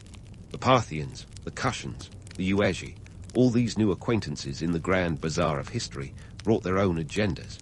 Diplomatic relations were a tightrope walk, where a misstep could lead to war or trade embargoes. The Han had to play nice, but not too nice, balancing power with diplomacy in a world where loyalties shifted with the sands of time. The Han's military expansions were not just about securing borders, they were about securing a legacy. The Silk Road was a testament to their reach, a sprawling network that connected the Han to the wider world. It was a bold statement of intent, a declaration that the Han Dynasty was a force to be reckoned with, not just in China, but across the known world. They were the original globalists, understanding the power of trade and culture in shaping empires. Yet, even with their successes, the Han's foreign relations were a constant juggling act. The Xiongnu remained a thorny issue, with peace treaties as fleeting as the seasons. The Han's diplomatic chess game required constant attention, with each move carefully calculated to maintain the delicate balance of power. They understood that while swords might win battles, it was diplomacy that won the peace. As the Han Dynasty continued to navigate the complexities of foreign relations and military expansion, they were writing a chapter of history that would define an era. Their legacy was more than just territorial conquests. It was about creating a network of connections that would shape the world for generations. The Silk Road was their crowning achievement, a testament to their vision and ambition, and a reminder that in the grand tapestry of history, it is often the threads of trade and diplomacy that weave the strongest bonds. So, as the Han marched westward, setting the stage for a global exchange that would rival any modern trade deal, their story was far from over. With new challenges on the horizon and a world of possibilities at their feet, the Han Dynasty was poised to continue its journey through history, leaving a legacy that would echo through the ages. Stay tuned, because the saga of the Han is just getting started, and the next chapter promises even more intrigue, expansion, and the relentless pursuit of greatness. And so, as the Han Dynasty strode confidently into the annals of world history, they found themselves facing a crossroads that all great empires eventually encounter, the slippery slope of decline. It turns out, even the most robust dynasties can start to unravel when the specter of political corruption and palace drama sets up camp like an unwanted house guest. The late Han period was a veritable soap opera, with enough intrigue and backstabbing to make even the most seasoned reality TV producer take notes. Let's start with the political corruption that seeped into the Han court like ink into paper. By the 2nd century CE, the Han bureaucracy, once the pride of the empire with its Confucian ideals and meritocratic promises, had become a bloated beast. Nepotism was the name of the game, with officials more interested in lining their pockets than serving the public. Imagine a government where bribes were as common as bureaucratic red tape. You've got the late Han administration in a nutshell. The eunuchs, those high-ranking castrati who had the emperor's ear, wielded power with the subtlety of a sledgehammer, manipulating court politics to suit their whims. But court intrigue wasn't solely the domain of eunuchs. The empresses and their families were equally embroiled in the power plays that defined this era. Take Empress Dowager Du, for example, who pulled the strings behind the throne with all the finesse of a master puppeteer, ensuring her family held the reins of power. The Han court was a battleground of factions, where allegiances shifted with the breeze and loyalty was a commodity in short supply. It was a world where a well-placed rumor or an unfortunate accident could change the course of history. While the court was busy playing its dangerous games, the empire itself wasn't exactly in tip-top shape. Natural disasters seemed to have a personal vendetta against the Han. Floods, famines, and plagues hit the population like an unending series of left hooks. The Yellow River, that capricious giant, frequently overflowed its banks, displacing millions and turning arable land into waterlogged wastelands. Famine followed, as crops failed and villages were left to wither. The Han leadership might have been adept at handling trade routes and diplomacy, but Mother Nature was a whole different ballgame, and she wasn't about to play nice. These natural calamities strained the imperial coffers, already stretched thin by military campaigns and the lavish lifestyles of the court. The peasants, who bore the brunt of this misfortune, had had enough. Taxation was a constant thorn in their side, and when they weren't busy trying to eke out a living from flooded fields, they were being squeezed for every last coin to fund the imperial extravagance. It's little wonder that rebellions started to brew like a pot left too long on the stove. The most notable of these was the Yellow Turban Rebellion in 184 CE, a massive uprising that was as much a cry for help as it was a demand for justice. Led by Zhang Ju, a healer turned revolutionary, the Yellow Turbans donned their namesake headgear and took up arms against the Han, their numbers swelling to hundreds of thousands. The rebellion was eventually quashed, but at a great cost. The Han military, once the pride of the empire, was overstretched and weakening, unable to put out fires faster than they appeared. The rebellion's suppression left the empire teetering on the brink, its authority challenged, and its resources depleted. It was a wake-up call that the Han leadership couldn't afford to ignore, yet they seemed to hit the snooze button instead. Amidst this chaos, the Han dynasty's legacy was still being written, albeit with a shakier hand. Their contributions to culture, technology, and governance were undeniable, but the cracks in their foundation were widening. The once mighty empire was starting to resemble a house of cards caught in a windstorm, and the question was not if it would fall, but when. By 220 C, the writing was on the wall, or rather, the bamboo slips.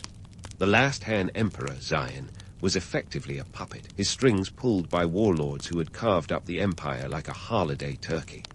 Cao Cao, a particularly ambitious warlord, held the emperor under his thumb, wielding power with the kind of ruthless efficiency that would make any dictator proud. Yet even Cao Cao couldn't hold the empire together. The Han Dynasty, which had once been the beacon of Chinese civilization, was officially dissolved, marking the end of an era and the beginning of the Three Kingdoms period, a time of fragmentation and endless warfare. So, what are we left with after this roller coaster ride through Han history? Well, despite their rather dramatic exit, the Han Dynasty's legacy looms large. They were the architects of an empire that set the standard for what China could be, a golden age of cultural and technological advancement that would inspire generations to come. The Han era gave birth to innovations that shaped the world, from papermaking to seismology, and their embrace of Confucianism laid the philosophical groundwork for Chinese governance long after their fall. Even in their decline, the Han Dynasty remains a high point in Chinese history, a testament to the power of adaptability, ambition, and let's be honest, a touch of strategic manipulation. They showed that while empires may rise and fall, their legacies can endure, echoing through the corridors of time to remind us of their triumphs and tribulations. In the end, the story of the Han Dynasty is more than just a historical account.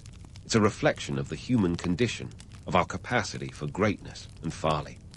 As we close this chapter on the Han, it's worth remembering that history is not just a series of dates and events, but a living tapestry woven from the threads of human experience. The Han Dynasty's story is one of resilience, innovation, and the enduring spirit of a people who, despite the odds, left an indelible mark on the world. And so, as we bid farewell to the Han, we're reminded that history, much like life, is a journey of highs and lows, victories and defeats. The Han Dynasty may have faded into the annals of time, but their legacy continues to inspire, a shining example of what can be achieved when ambition meets opportunity. As the dust settles on this remarkable era, we carry with us the lessons of the Han, a reminder that even in our darkest moments, the potential for greatness remains. Stay curious, because history has many more tales to tell, each one a testament to the endless possibilities of the human spirit. The sun barely peeks over the Roman rooftops, but your day as a newly minted senator is already in full swing. You think the Senate was the heart of all political action, but the real game starts long before you slide into those hallowed halls. First, let's talk about the toga, the ancient equivalent of your power suit. This isn't just any piece of cloth. The toga is your ticket to the political big leagues, and it costs a pretty penny, up to 1,000 denarii to be precise.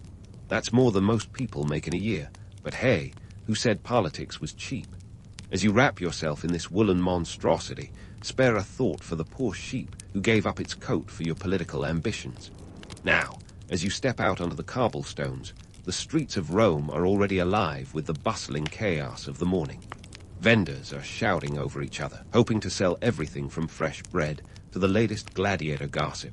And you're trying to navigate this human traffic jam without stepping in something you'd rather not identify. It's a far cry from the romanticized image of dignified senators gliding to their marble offices. But that's the reality. Politics is as much about dodging horse droppings as it is about delivering stirring speeches. Speaking of speeches, let's talk about the hierarchy you're about to dive into. The Roman Senate is a complex beast, a tangled web of alliances and rivalries. Picture it like a high-stakes poker game where everyone's bluffing, and the stakes are the future of the Republic. You're starting at the bottom of this ladder, with a long climb ahead. It doesn't help that many of your colleagues have been in the game longer than you've been alive, and they're not exactly eager to make room for the new kid. Your day begins with a visit to your patron, the political godfather who got you into this mess. I mean, esteemed position in the first place. In Rome, it's not just about what you know, but who you know, and your patron is your lifeline. The relationship is symbiotic. They offer protection and connections.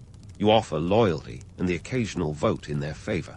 It's a delicate dance, and one misstep can leave you politically homeless faster than you can say, Ave Caesar. As you make your way to the Forum, the center of Roman public life, you're acutely aware of the expectations on your shoulders. You're expected to be a paragon of Roman virtue, a shining example of what it means to serve the Republic. But let's be honest, service to the Republic is often code for serving your own interests. The Senate is less a noble assembly of selfless leaders and more a circus of ambitious men jockeying for power. Sure, there are moments of genuine statesmanship, but they're often overshadowed by self-serving theatrics. And then there's the cost of maintaining your public persona. You're not just buying togas here, you're buying influence. That means hosting lavish dinners, sponsoring games, and occasionally funding a new aqueduct just to keep the unwashed masses from getting too rowdy. It's not cheap, but it's the price of staying relevant in a city where public opinion can turn on a Cestarius. As you pass through the bustling market stalls, you're reminded of the economic realities that underpin your new life. The Roman economy is a beast of its own, a sprawling network of trade routes and local markets that keep the city fed and clothed. But it's also fragile, susceptible to everything from bad harvests to pirate raids. And when the economy stumbles, it's the senators who pay the price, both literally and figuratively. You're expected to maintain appearances no matter what, even if it means dipping into your personal fortune or, heaven forbid, taking out a loan. Ah, loans. It seems like everyone in Rome is either lending or borrowing money. It's practically a sport here, and the interest rates can be brutal. But in a world where your financial status is tied directly to your political clout, sometimes a little debt is a necessary evil. Just make sure you pay it back before your creditors start getting ideas about collecting in less polite ways. As you finally approach the Senate building, you can't help but marvel at its grandeur. The towering columns, the imposing steps, it's designed to awe anyone who approaches. Inside, the assembled senators are a who's who of Roman society. You're surrounded by men whose names will echo through history: Cicero, Caesar, Pompey. Each one is a force to be reckoned with, and each one has their own agenda. Your job is to navigate this minefield, to find your place among the giants without getting crushed. So here you are, at the start of what promises to be a long and winding road. The romantic notion of serving the Republic is a comforting myth, but the reality is far more complex, and let's be honest, a lot more fun. This is just the beginning of your day, and the adventures and misadventures that lie ahead are sure to keep you on your toes. Welcome to the Roman Senate, where politics is personal, and every decision could tip the scales of history. As you stride into the Curia, the Senate's meeting place, the grandeur of Roman politics hits you like a chariot at full tilt. The marble floors are polished to a sheen that would make even the guards envious, and the walls are adorned with the busts of great men who made their mark, or at least paid enough to have their likeness displayed. But don't let the opulence fool you. Behind this facade of nobility, the Senate is more like a gladiator arena for the politically ambitious. The seating arrangement is your first introduction to the concept of senoritas, a fancy Latin term for sit down, junior. The closer you sit to the action, the higher your rank. If you're at the back, well, don't expect anyone to hear you over the din of seasoned senators airing their grievances. And let's face it, egos. The best seats are reserved for the consuls, the top dogs of Roman politics. If you're lucky, you might catch a whiff of the power emanating from their togas, assuming the stench of old wine and last night's garlic stew doesn't get you first. Now, let's talk about rhetoric. This isn't just about talking loudly. It's a high-stakes game where the players wield words like swords. In the Roman Senate, the art of persuasion is king. Forget your modern-day sound bites. These guys could spin a tale longer than the Nile, all with the flair of a Broadway show. Cicero, for instance, could argue a pebble into a mountain. His speeches are legendary, not just for their length, some clocked in a mind-numbing 6 hours, but for their ability to sway opinions and votes. But don't be fooled into thinking it's all about the common good. More often than not, these orations are exercises in self-promotion, with senators jostling for public favor like actors vying for an encore. Speaking of public favor, alliances are the currency of Roman politics. You're not just forming friendships, you're building a network of obligations and favors that could make or break your career. Imagine a game of chess where each move is a carefully calculated risk, and the players are as likely to stab you in the back as shake your hand. And the stakes? Oh, just the future of Rome. No pressure. The myth of the noble statesman is a beautiful one, men sacrificing personal gain for the Republic's welfare. But peel back that layer, and you'll find a mess of personal ambitions, grudges, and vendettas. Take Julius Caesar, for example. A man who could charm the sandals off a statue, he was less about saving the Republic and more about bending it to his will.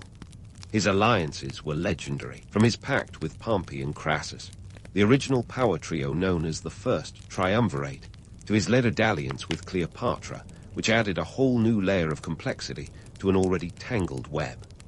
The reality is, most senators are here to claw their way up the social ladder, and the public good often takes a back seat.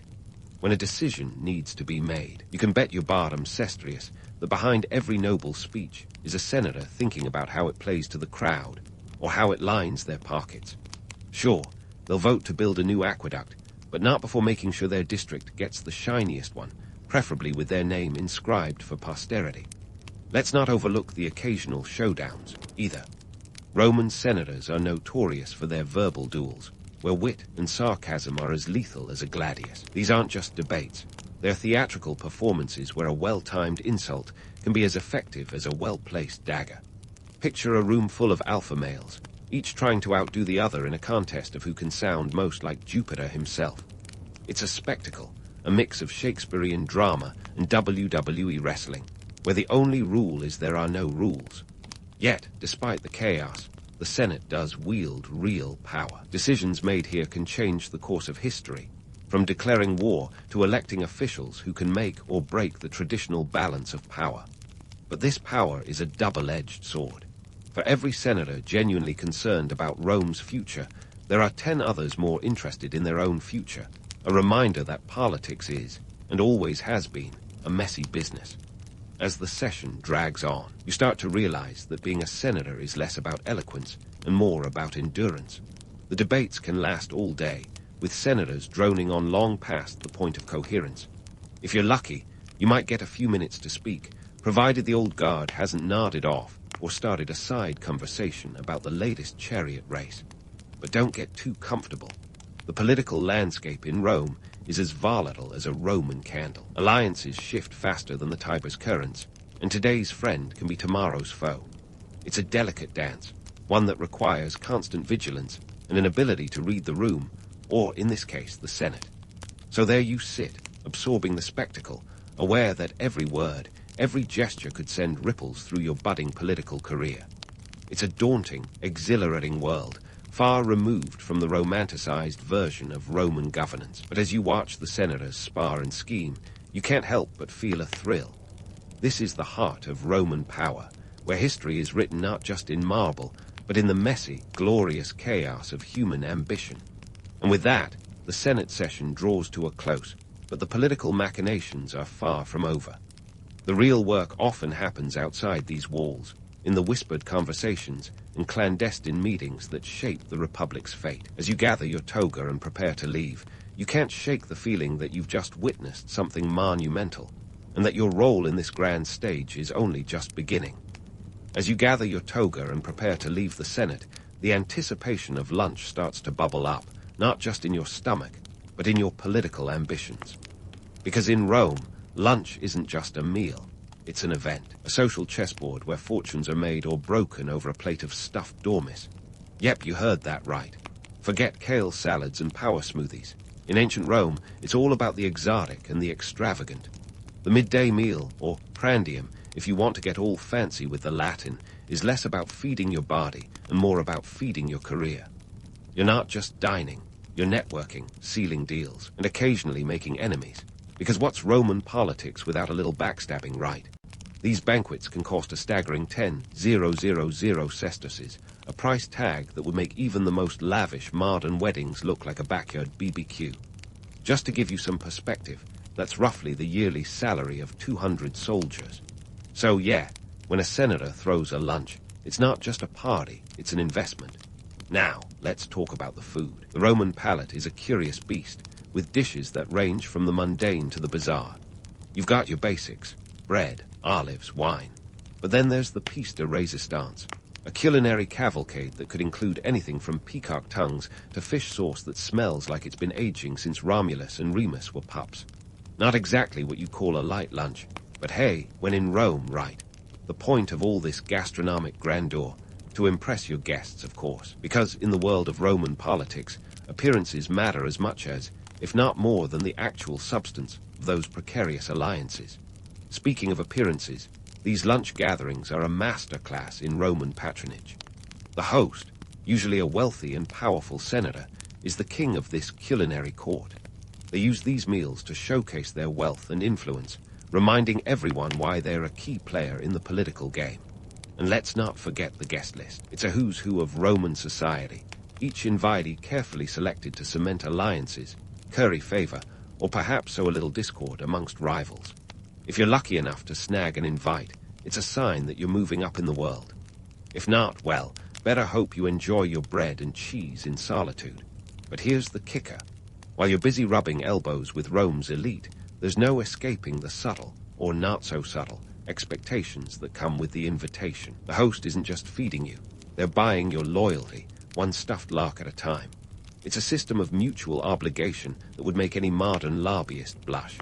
And in a society where honor and reputation are as fragile as a glass of Falernian wine, these obligations are everything. Let's take a moment to debunk the myth of Roman virtue, that idealized image of stoic senators putting the republic's needs above their own. The truth is, many of these so-called paragons of virtue are more interested in their own advancement than the common good. Sure, the myths are compelling. Who doesn't love a good story of noble sacrifice? But the reality is, without the right connections, even the most virtuous senator might as well be shouting into the void. It's a game of who you know, not what you stand for. As you navigate the social labyrinth of Roman lunch politics, you start to see how this world really works. It's less about grand speeches and noble ideals, and more about the quiet conversations, the whispered promises, and the strategic alliances forged over a shared platter of roasted boar.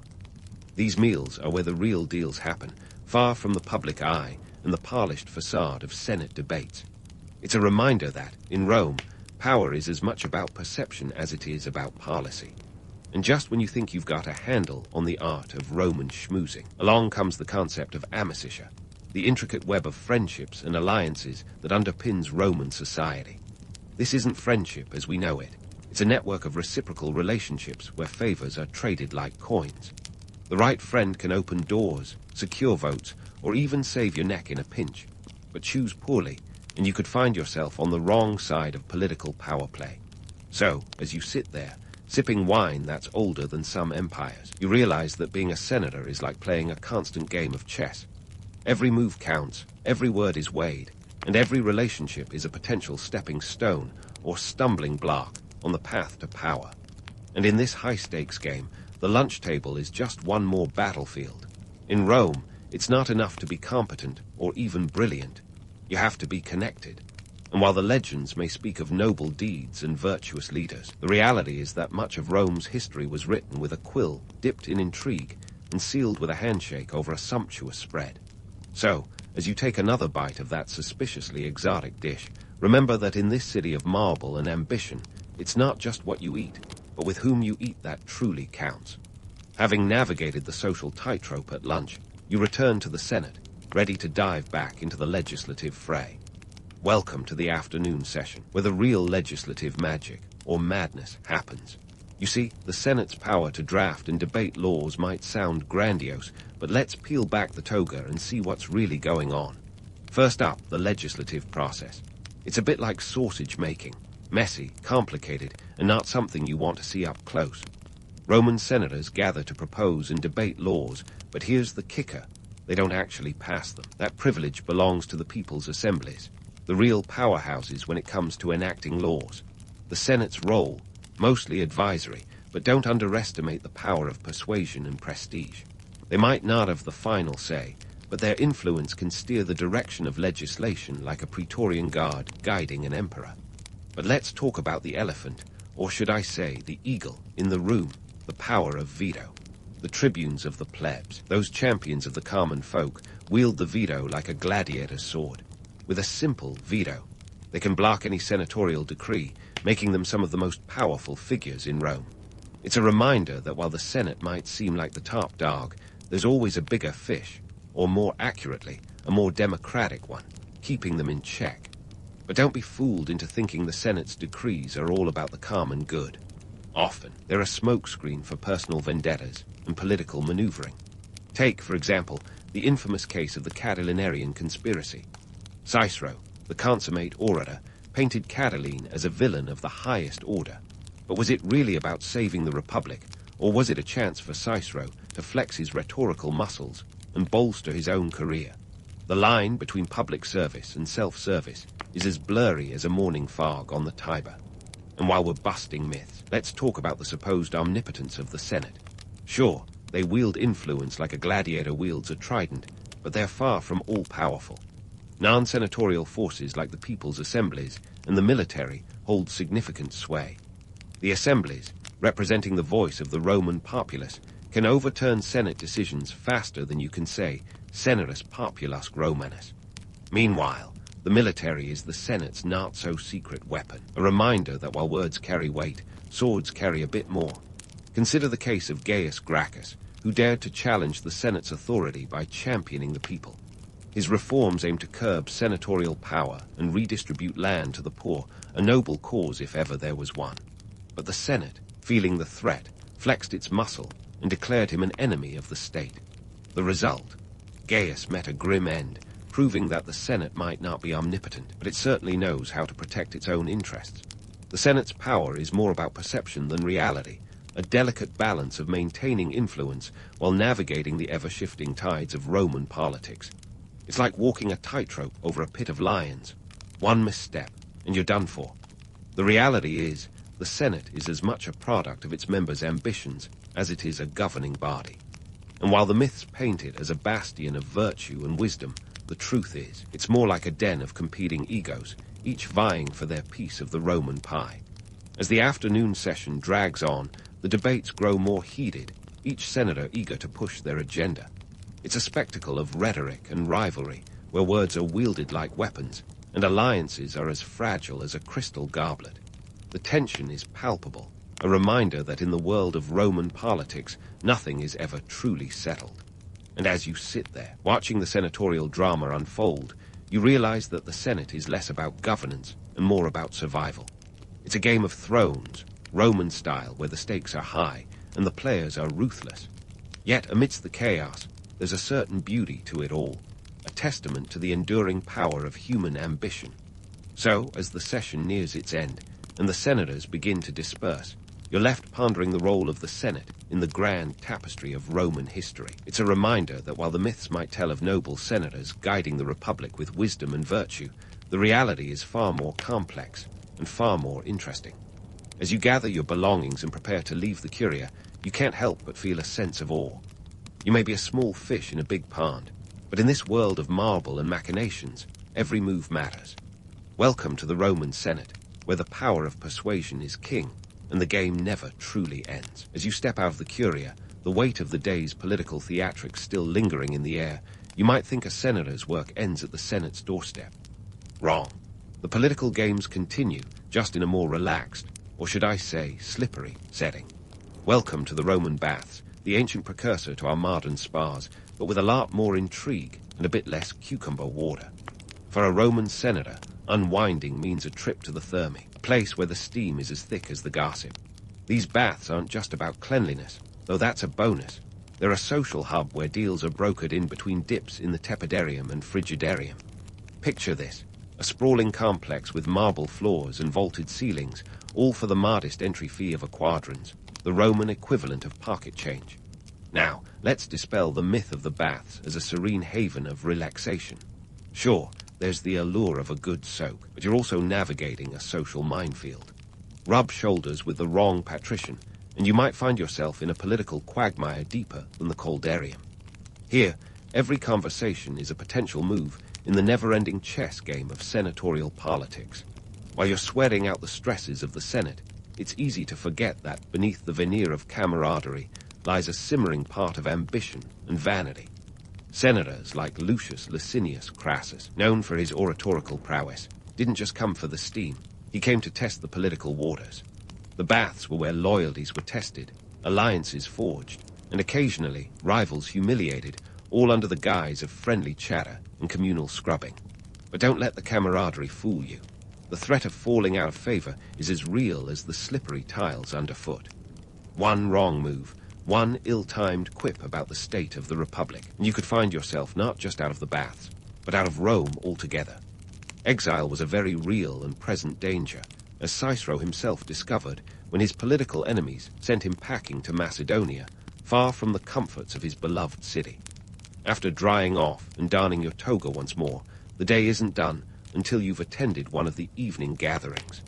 These are elite affairs, as exclusive as a modern-day secret society meeting, where the wine flows as freely as the political discourse.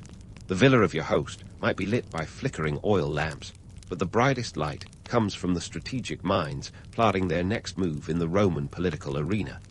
Think of these soirees as the ancient Roman version of networking events, minus the business cards, plus a lot more vino. This is where you see the real essence of Roman politics, a blend of vanity, ambition, and occasionally genuine statesmanship. Some senators are there to preen, others to forge alliances, and a rare few to actually discuss the Republic's future. The truth is, Roman politics was never the noble endeavor we often imagine. Sure, there were moments of genuine greatness, like when Caro the Elder famously ended every speech with a call to destroy Carthage, not because he was a broken record, but because he genuinely believed it was in Rome's best interest. Yet, for every Caro, there was a Clodius Pulcher, whose political career was less about service and more about self-promotion. Clodius, a man with a knack for scandal, once infiltrated the women-only rights of the Bona Dea, a blunder that would have made today's tabloids. As you sip your wine, you realize that the myth of the noble Roman senator, sacrificing personal gain for the good of the Republic, is as much a creation of rhetoric as any of Cicero's speeches. The truth is, most senators were in it for themselves, their pursuit of power often overshadowing the common good. The romanticized image of senators guiding the Republic with wisdom and virtue, more like a convenient facade for a political system fueled by ambition and vanity. Yet, amidst the self-serving machinations, there are those rare instances where personal ambition aligns with public service. Take the Lex Gabinia, which granted Pompey extraordinary powers to combat piracy, a menace that was choking Rome's trade routes. It was a move that served both Pompey's ambition and the Republic's economic interests, proving that sometimes self-interest and statesmanship can dance to the same tune. As the evening winds down, and the conversations give way to laughter and the clinking of wine cups, you're left pondering the legacy of this storied institution. The Roman Senate, for all its flaws and follies, was a crucible of ambition, a place where the desires of a few could shape the destiny of many. Its history is a testament to the enduring power of human aspiration, a reminder that while the myths may paint a picture of noble sacrifice, the reality is far more nuanced. And so, as you bid farewell to your fellow senators and step out into the cool Roman night, you carry with you a newfound understanding of the complex tapestry that is Roman politics. It's a world where vanity and virtue coexist, where ambition often trumps altruism, and where the game of power is as eternal as the city itself. In the grand scheme of things, the Roman Senate was more than just a governing body. It was a stage for the human drama of power and politics, a legacy that echoes through history, long after the lamps have dimmed and the last amphora of wine has been drained. Charlemagne's crowning in 800 AD wasn't just another royal ceremony destined to fade into the dusty tomes of history. No, this was a spectacle with a plot twist worthy of a medieval Netflix series. Picture this: a Frankish king, not content with simply ruling the land of baguettes and berets, gets an upgrade to emperor, courtesy of Pope Leo Roman III. It was the medieval version of being verified on Twitter, only with more pomp and pointier hats. But don't get too misty-eyed about this Holy Roman Empire business. Spoiler alert, it was neither holy nor Roman nor much of an empire. Let's dissect this medieval cocktail of chaos, starting with Charlemagne himself. This guy wasn't just any king. He was Charles the Great, ruler of the Franks, and he had ambition oozing out of his chainmail. The guy had a vision, a united Europe under one crown, which, let's be honest, was probably the medieval equivalent of herding cats. But give the man credit, he was relentless. Through a series of conquests and strategic alliances, Charlemagne expanded his realm across Western and Central Europe, from the Pyrenees to the Danube. By the time he was crowned, his empire sprawled over what is now France, Germany, Switzerland, Austria, and parts of Italy and the Low Countries. Not bad for a guy whose dad was known as the Short. Now, let's talk about the elephant, or rather, the papal tiara in the room. Why did Pope Leo Roman III decide to crown Charlemagne as emperor? Well, Leo had his own set of problems. Rome was a hotbed of political intrigue, with rival factions more interested in power plays than Sunday Mass. Leo himself had been attacked and nearly blinded by his enemies. So, crowning Charlemagne was a Hail Mary pass to secure his own position. In Leo's mind, making Charlemagne emperor was like hiring the biggest bouncer at the medieval club to keep the rowdy patrons in line. The crowning took place on Christmas Day, 800 AD, in the Basilica of St. Peter. Imagine the scene: incense wafting through the air, chanting monks, and a congregation filled with nobles who probably hadn't bathed since last Lent, in a move that surprised even Charlemagne, who likely expected just another Sunday service. The Pope placed a crown on his head and declared him Emperor of the Romans. Charlemagne, ever the showman, must have worn the crown with the same nonchalance as someone trying on a new hat at the market. But hold your horses. This wasn't a return of the Roman Empire, despite what the PR campaign suggested. Charlemagne's realm was more like a patchwork quilt of squabbling duchies and ambitious bishops. Think of it as Game of Thrones, but with more Latin and less CGI. The Holy Roman Empire wasn't a centralized state with a slick bureaucracy. Instead, it was a loose confederation where local lords had more autonomy than a rebellious teenager with a fake ID. These local rulers were more like landlords with delusions of grandeur, each clutching their own parcel of land like a toddler with a favorite toy. In reality, the empire was a political Frankenstein's monster. Charlemagne's power relied on personal loyalty and the occasional application of brute force. He would bestow land and titles to his vassals, who in turn swore fealty to him. This feudal system was as stable as a house of cards in a wind tunnel. And while Charlemagne might have dreamed of a unified Christian Europe, reality was a bit more anarchic. Borders were fluid, allegiances could shift faster than a medieval menu. Turns out, serving spoiled meat wasn't just a health hazard, and the threat of Viking raids was as constant as bad weather forecasts. Adding to the chaos were the bishops. These men of God wielded power that was more king-like than clerical. They held lands, commanded armies, and some even dabbled in politics with the enthusiasm of a toddler in a sandbox. Charlemagne, shrewd as he was, knew the value of having the church on his side. He forged close ties with the papacy, supporting church reforms and spreading Christianity with missionary zeal, and occasionally the sword. Despite its grandiose name, the Holy Roman Empire was a misfit. It was a territory where political boundaries were more suggestion than fact, and where the emperor's authority was often more bark than bite. Charlemagne himself was a larger-than-life figure whose empire was as much about personal charisma as it was about political unification. His crowning was a moment that combined the mystical with the mundane, a bid for power that was as much about theatrics as it was about statecraft. So here's the kicker. While Charlemagne's empire might have been a medieval marvel, it set the stage for centuries of political drama. The Holy Roman Empire would become a historical enigma, a conundrum that baffled scholars and statesmen alike. It was a realm built on ambition, religious fervor, and the occasional battle axe, where the line between myth and reality was as blurred as a foggy Rhine morning. And if nothing else, it was a reminder that in the theater of history, the show must go on, even if the actors occasionally forget their lines. As Charlemagne's empire strutted through the medieval stage with all the poise of an adolescent giraffe, it soon stumbled into its own set of awkward teenage years. Enter the investiture controversy, a medieval power struggle that was less about piety and more about who got to play kingmaker with bishops. You see, in the Holy Roman Empire, appointing bishops was a big deal. These weren't just religious figures. They were power brokers, landowners, and at times, political puppeteers. And nothing makes a medieval emperor sweat like the thought of a bishop who dances to Rome's tune instead of their own. The heart of the matter was control. The emperors wanted to appoint bishops who'd keep the peace and swear fealty to the crown. The popes, naturally, had a different playlist in mind, one that involved bishops who'd act as their spiritual agents, not the empire's errand boys. This tug-of-war came to a head with the infamous investiture controversy, which kicked off in the 11th century. Spoiler alert, it was less of a theological debate and more of a medieval version of Who's the Boss, minus the sitcom laughs. Pope Gregory Roman VII and Emperor Henry Roman IV were the main actors in this drama, and let's just say they didn't exactly see eye to eye. Gregory was like a medieval reformer on a mission, setting out to purify the church and fortify its independence.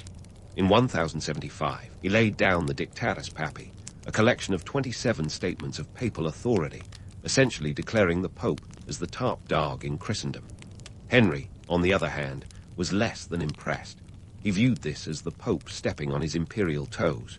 Cue the medieval equivalent of a Twitter spat, letters filled with sharp words and excommunications flying around like confetti. Henry's response was to call a synod in Worms in 1076, where he and his bishops declared Gregory to be deposed. Gregory, unfazed and perhaps a bit theatrical, excommunicated Henry and released his subjects from their oaths of loyalty. Boom, medieval mic drop. For a moment, it seemed like Gregory had won this round. But as is often the case with historical feuds, neither side was willing to back down. Henry, realizing excommunication wasn't great for his career prospects, took a trip to Canossa in 1077. In what would become a legendary act of penance, Henry stood barefoot in the snow outside the Pope's castle for 3 days, begging forgiveness. This wasn't just about reconciliation. It was a strategic retreat to reclaim his throne. But while the drama at Canossa made for a gripping story, it didn't resolve the underlying tensions. The investiture controversy dragged on, a medieval soap opera filled with excommunications, reconciliations, and the occasional military skirmish. It wasn't until the Concordat of Worms in 1122 that a compromise was reached. The church got to appoint bishops, but the emperor could invest them with temporal authority. A win-win, more like a begrudging truce, because let's face it, neither side was thrilled. Amidst this tumult, another figure emerged trying to keep the empire from unraveling entirely. Otto I, also known as Otto the Great. Otto was the kind of ruler who could juggle a crown and a sword with equal flair. Ascending to the throne in 936, Otto was determined to bring order to the chaos. His reign was marked by military campaigns that expanded his influence across Central Europe. He crushed rebellious dukes and even took on the Hungarians, securing a decisive victory at the Battle of Lechfeld in 955. This cemented his reputation as a formidable leader, one who could hold his own against external threats.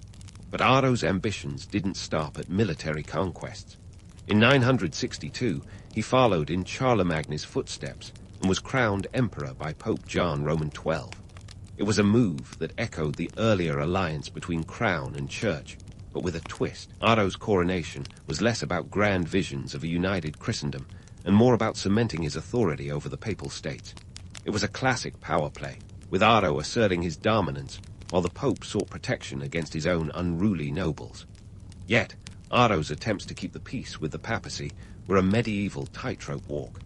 The relationship between emperors and popes was a delicate dance, one filled with mutual suspicion and occasional betrayal. Ardo's reign was no exception. His successors would continue to wrestle with the papacy, each trying to gain the upper hand in a game where the stakes were as high as the cathedral spires. The Holy Roman Empire, for all its pomp and ceremony, was a realm built on fragile alliances and shifting loyalties. It was a political puzzle where emperors and popes played a perpetual game of chess, each move calculated to outmaneuver the other. In this medieval melodrama, investiture controversy and Ardo the Great's reign were but chapters in a story that would continue to unfold over the centuries. As the empire navigated these growing pains, one thing became clear. The Holy Roman Empire was a complex tapestry of ambition, faith, and the occasional folly. It was a realm where the lines between sacred and secular were as blurred as a medieval manuscript after a long night of scribe's ale. And yet, despite the chaos, the empire endured, a testament to the resilience of its rulers and the enduring allure of its myth. But don't get too comfortable. There's plenty more medieval intrigue and power struggles to come. Stay tuned. As the dust settled from the investiture controversy and Ardo the Great's power plays, enter Frederick Barbarossa, a ruler whose name conjures images of grandeur and fiery red beards. But before you get swept away by the romanticized image of a gallant night king, let's peel back the layers of this iconic figure. Barbarossa, reigning from 1155 to 1190, was more of a medieval CEO than a fairy tale hero. His empire was in its so-called golden years, but don't let the glow blind you. There was plenty of tarnish beneath the surface. Barbarossa's rule was all about balancing acts. Picture him juggling the feudal lords like they were flaming torches. The Holy Roman Empire under his reign was a patchwork quilt of territories, each with its own agenda and a leader who fancied themselves the next big thing. Frederick's job was to keep them all happy, or at least not at each other's throats. It was less about unity and more about controlled chaos. He wasn't just a ruler, he was a diplomat, a military strategist, and occasionally a fireman putting out political fires. The real genius of Barbarossa's reign was economic. In the 12th century, the empire's prosperity was fueled by trade routes crisscrossing Europe like medieval highways. Cities like Venice and Genoa were the tech hubs of their day, bustling with merchants who were the medieval version of venture capitalists. These city-states were economic powerhouses, serving as gateways for goods from the east. Silk, spices, and precious metals flowed through these trade routes, transforming dusty towns into vibrant metropolises. It wasn't all smooth sailing, though. With great wealth came great responsibility, and even greater infighting. While Barbarossa was busy expanding his influence, his vassals were busy expanding their ambitions. The wealth generated by trade led to a new class of wealthy merchants who started to challenge the old guard of nobility. These merchant elites were no longer content with just counting coins, wanted political power too. The city-states were like medieval Silicon Valleys, where innovation met ambition, and power struggles were as common as overpriced lattes. And then there was Italy. Ah, Italy. Beautiful landscapes, delicious pasta, and a political quagmire that made Game of Thrones look like a children's book. Barbarossa's Italian campaigns were a mixed bag of triumphs and tribulations. He sought to assert his imperial authority over the Italian city-states, especially the wealthy Lombard League. But these cities weren't exactly rolling out the welcome mat. They valued their independence and were not thrilled at the idea of a German emperor calling the shots. The result? A series of military campaigns that were as costly as they were controversial. Barbarossa's attempts to subdue the Lombard League were met with fierce resistance. The Battle of Legnano in 1176 was a turning point. Barbarossa's forces were dealt a humiliating defeat by the Lombard militia, a scrappy bunch who fought like they had nothing to lose, because they didn't. This wasn't just a military loss, it was a blow to the emperor's prestige. Barbarossa was forced to negotiate and eventually recognized the autonomy of the Lombard cities in the Peace of Constance in 1183. It was a classic example of, if you can't beat them, Join them, or at least let them do their own thing while you pretend to be in charge. But while Barbarossa was busy dealing with Italy, the seeds of internal strife were being sown closer to home. The empire's prosperity was a double-edged sword. As the coffers filled, so did the ambitions of its rulers. The wealth that powered trade and innovation also fueled rivalry among the noble families. The Welfs and the Hohenstaufens, two of the most powerful dynasties in the empire, were locked in a bitter feud. It was less about ideology and more about power. Who had it, who wanted it, and who was willing to fight for it. Barbarossa, ever the pragmatist, tried to keep the peace by playing the factions against each other. He married into the Welf family, hoping to unite the warring factions through matrimony. It was a move straight out of a medieval playbook, but with mixed results. While it bought some time, it didn't solve the underlying tensions. The empire was a tinderbox, and all it needed was a spark. The economic boom of the 12th century had created a society that was both vibrant and volatile. The rise of cities and the merchant class challenged the old order, creating a new dynamic that was as exciting as it was unstable. The Holy Roman Empire was a realm where opportunity and chaos walked hand in hand, where prosperity brought both progress and peril. As we look at Barbarossa's reign through the lens of history, it's tempting to see him as a larger-than-life figure, a hero of epic tales. But the reality is more nuanced. Barbarossa was a ruler who navigated the complexities of his time with a mix of ambition, pragmatism, and occasional ruthlessness. His reign was a testament to the challenges of managing an empire that was as diverse as it was divided. So, while Barbarossa might have been the face of the empire's golden years, the reality was more of a medieval balancing act. The Holy Roman Empire was a complex tapestry, woven from threads of ambition, power, and the relentless march of history. Barbarossa's legacy is a reminder that even in times of prosperity, the seeds of discord are never far from the surface, waiting for the right moment to sprout. And as we'll see, the empire's journey was far from over. There were still plenty of twists and turns to come. Stay tuned for more on the epic saga of the Holy Roman Empire. As we leave behind the golden glow of Barbarossa's reign, buckle up. The Holy Roman Empire is about to hit a midlife crisis that makes buying a sports car seem downright sensible.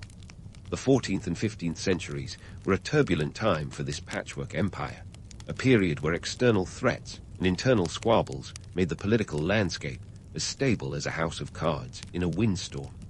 First, let's talk about the Ottoman Empire, the new kid on the block that was anything but friendly. The Ottomans were expanding faster than a viral TikTok, and their conquests were not just a distant rumble, they were knocking on the Holy Roman Empire's door. By the mid-14th century, the Ottomans had captured key territories in the Balkans, setting their sights on Vienna like a dog with a bone. It was a wake-up call for the emperors, who were suddenly facing a formidable opponent that played by its own rules. Now, the internal scene wasn't exactly a peaceful Sunday brunch, either. The empire's nobles were like cats in a sack, constantly clawing for power and prestige. Remember those Welfs and Hohenstaufens? Their rivalry was child's play compared to the feuds that erupted in this era. The Golden Bull of 1356, issued by Emperor Charles Roman IV, attempted to bring some order by formalizing the process of electing the emperor, named 7 prince-electors who had the honor, and let's be honest, the hassle, of choosing the next ruler. It was like the medieval version of a political reality show, minus the immunity challenges. This wasn't just about pomp and circumstance. It was about solidifying power in the hands of a few. These electors were more than just ceremonial figures. They wielded real influence, and their favor was courted with a zeal that would make modern politicians blush. The downside, it entrenched a system of oligarchic power that made any meaningful reform as likely as a snowstorm in the Sahara. And as if that wasn't enough drama, in sweeps the Black Death, that infamous party crasher who turned the 14th century into a horror show. Between 1347 and 1351, the plague decimated Europe's population, wiping out an estimated 1/3 of its people. In the Holy Roman Empire, it was like someone hit the reset button with a sledgehammer. Cities became ghost towns, fields lay fallow, and the economy hit rock bottom faster than a lead balloon. The plague wasn't just a health crisis. It was an economic and social earthquake. With fewer peasants to work the land, labor became a hot commodity. This shift empowered the lower classes, who could now demand better wages and conditions. It was an early precursor to the labor movements that would shake the foundations of feudal society. But don't get too misty-eyed about this proto-workers' revolution. The nobility wasn't about to give up their privileges without a fight, leading to tensions that would simmer for decades. Meanwhile, in the realm of imperial politics, emperors were attempting to keep the empire afloat amidst these growing challenges. Take Sigismund, for example, who ruled from 1410 to 1437. He had the unenviable task of dealing with the Hussite Wars, a series of religious conflicts in Bohemia that erupted after the execution of reformer Jan Hus in 1450. Hus had been a vocal critic of the church's excesses, and his martyrdom sparked a fire of rebellion that spread like wildfire. Sigismund's reign was a series of unfortunate events. Think of him as the Lemony Snicket of Holy Roman emperors. His attempts to quell the Hussites were met with fierce resistance, and the conflict dragged on for years. The Hussites weren't just fighting for religious reform, they were challenging the very fabric of the empire's authority. It was less about faith and more about power, as always seems to be the case. And let's not forget the Council of Constance, where Sigismund tried to resolve the great schism of the Catholic Church. At one point, Europe had not one, not two, but three popes, each claiming to be the legitimate heir to St. Peter. It was like a papal edition of The Bachelor, minus the roses. The council managed to restore a single papacy, but not without leaving a trail of resentment and unresolved issues. As the empire staggered through this era, one thing became clear. Reform was desperately needed, but no one could agree on what that looked like. The emperors were like sailors trying to patch a leaky ship in the middle of a storm. Shifting alliances were the order of the day, with nobles and city-states playing a constant game of political chess. The emperors were often caught in the middle, trying to maintain a semblance of order in a realm that seemed hell-bent on chaos. Economically, the empire was in a bind. The trade networks that had once fueled its prosperity were disrupted by the plague and ongoing conflicts. Inflation was rampant, and the once wealthy cities were struggling to recover. In some ways, it was a foretaste of the economic challenges that would plague Europe for centuries to come. Yet, through all this turmoil, the Holy Roman Empire endured. It was like a medieval weeble, wobbly, but it didn't fall down. The empire's resilience was a testament to the complex web of alliances and power dynamics that held it together, even when it seemed destined to unravel. As we leave this chapter of the Holy Roman Empire saga, it's clear that the story is far from over.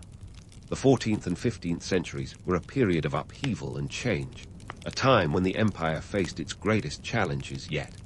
But as history has shown, where there is crisis, there is also opportunity. The empire would continue to evolve, driven by the relentless forces of ambition, power, and survival.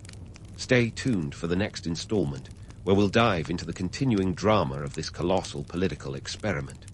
As the Holy Roman Empire limped through the 16th century, it's like the empire was having a perpetual bad hair day, with strands of power and influence sticking out in every direction.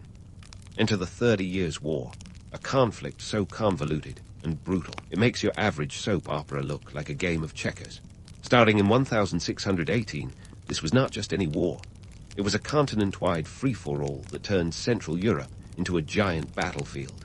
Picture half a dozen European powers treating the empire like a piñata in a birthday party gone wrong, each hoping to grab a piece of the spoils. The spark for this firestorm was the defenestration of Prague. That's right, folks. A couple of Catholic officials were literally tossed out of a window by some disgruntled Protestants. The fall didn't kill them, but it sure did light the fuse for a war that would ravage Europe for 3 decades. The war was a heady cocktail of religious fervor, political ambition, and sheer opportunism. On one side, you had the Catholic Habsburgs trying to unify their territories and assert their dominance. On the other, a ragtag coalition of Protestant states and their allies, each with their own agenda. The 30 Years' War was like a medieval version of Risk, with shifting alliances and betrayals that would make Machiavelli proud. Sweden, France, Spain, and even Denmark threw their hats into the ring at various points, each hoping to emerge with more territory or influence. Gustavus Adolphus of Sweden, known as the Lion of the North, turned up with an army and a tactical playbook that revolutionized warfare. His innovative use of mobile artillery and flexible formations left his opponents scratching their heads and counting their losses. Economically, the war was a disaster. The empire's once thriving trade routes became battlefields, and cities that had been centers of commerce and culture were reduced to ruins. The estimated cost of the war was staggering. Some historians put the death toll at around 8 million people. That's a number that would make any ruler lose sleep. The conflict devastated the population, leading to widespread famine and disease. It was a grim reminder that the price of ambition is often paid in blood. As the war dragged on, the Holy Roman Empire was like a boxer in the 12th round, swinging wildly but too exhausted to land a decisive blow. By the time the bell finally rang in 1648 with the Peace of Westphalia, everyone was ready to throw in the towel. The treaties of Westphalia were a mixed bag. On one hand, they ended the war and established the concept of state sovereignty. On the other, they confirmed the empire's decline, with territories like Switzerland and the Netherlands effectively breaking away. The Peace of Westphalia was a diplomatic milestone, drawing new lines on the map and redefining the balance of power in Europe. It also marked the beginning of the end for the Holy Roman Empire. Internally, the empire was more disunited than ever. The prince-electors were like a group of cats pretending to play in an orchestra, each yowling to their own tune. The emperor was reduced to a figurehead, more ceremonial than sovereign, his authority diluted by the very peace that was meant to secure it. Fast forward a little over a century, and the empire was still hobbling along like a retired marathon runner who just can't quit. Enter Napoleon Bonaparte, a man with a penchant for crowns and an ego to match. By the early 1800, the French Revolution had already shaken Europe to its core, and Napoleon was busy redrawing the continent's map with the finesse of a graffiti artist. When he declared himself Emperor of the French in 1804, it was clear that the Holy Roman Empire's days were numbered. The final nail in the empire's coffin came in 1806, when Francis Roman II, the last Holy Roman Emperor, saw the writing on the wall and decided to call it quits. Under pressure from Napoleon, he dissolved the empire, creating the Austrian Empire in its stead. And just like that, a 1,000-year-old institution vanished with less fanfare than a closing act at a second-rate carnival. But here's the kicker. While the Holy Roman Empire may have disappeared into the annals of history, its legacy lingers. The empire's patchwork of states laid the groundwork for modern Germany and influenced the political landscape of Europe for centuries. The concept of state sovereignty born out of the Peace of Westphalia is still a cornerstone of international law. And those prince-electors, their spirit lives on in the intricate dance of modern European politics, where alliances and rivalries shift like the sands of the Rhine. So as we close the book on the Holy Roman Empire, it's a reminder that history is never just about dates and battles. It's about the people who played the game, the ambitions that drove them, and the legacies they left behind. The empire was a grand experiment, a testament to the complexity of human endeavor and the relentless march of time. And while it may no longer grace the maps, its echoes still resonate in the corridors of power today. So next time you find yourself navigating the twists and turns of modern geopolitics, remember, the Holy Roman Empire might be gone, but its spirit is still very much in the room. In the bustling, sun-drenched streets of Pisa circa 1170, a young Leonardo Fibonacci was already a mathematical prodigy in the making, although he likely had no clue. His early life was a cacophony of merchant shouts, the clatter of horse-drawn carts, and the salty tang of the Ligurian Sea. Pisa, his home turf, wasn't just a city famous for its leaning tower. It was a cauldron of commerce, churning with goods, ideas, and, most importantly for our story, numbers. Now, let's talk about Leonardo's dad, Guglielmo Bonacci, a man with a name that sounds like a magician, but was actually a merchant. Guglielmo was a savvy trader, a guy who knew how to navigate the complexities of medieval commerce, a world where financial transactions were scribbled in Roman numerals, a system about as efficient as using a spoon to dig a trench. Roman numerals were fantastic for looking stately in stone inscriptions, but pretty terrible when you had to do, well, any actual arithmetic. Guglielmo, in his infinite wisdom, dragged young Leonardo along on his Mediterranean business trips. Think of these trips as the medieval version of a family road trip, minus the "are we there yet?" and with a lot more risk of piracy. This was Leonardo's crash course in the world of numbers and trade. It was on these voyages that he first encountered the Hindu-Arabic numeral system. Now, if you think Roman numerals were a headache, medieval travel was the kind of migraine that makes you reconsider your life choices. Travel back then wasn't a matter of hopping on a budget airline. Oh no, it was more like a cross between an endurance test and a game of chance. Sea voyages were fraught with dangers like sudden storms, scurvy, and of course, the odd pirate attack. Land travel wasn't much better, with bandits, impassable roads, and the ever-present smell of unwashed travelers. It was a wonder anyone ever got anywhere at all.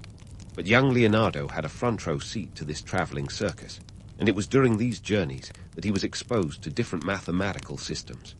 In North Africa, specifically in the bustling port of Buja, now Bejaia in Algeria, Guglielmo stationed himself as a trade representative, which was like being an ambassador, but with more haggling over olive oil and spices.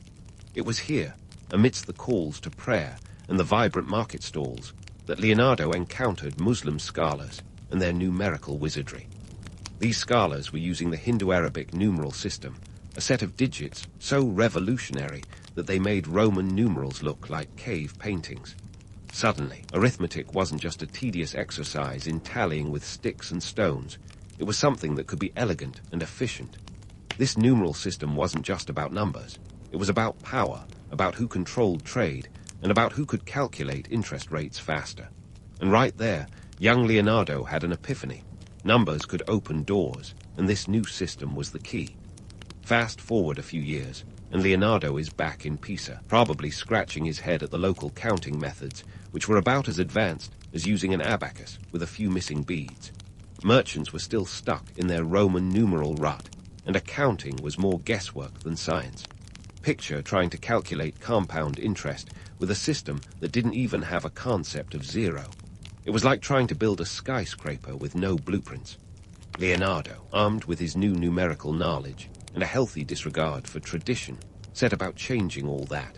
He wrote the Liber Abaci in 1202, a book that would transform European mathematics. But let's not get ahead of ourselves.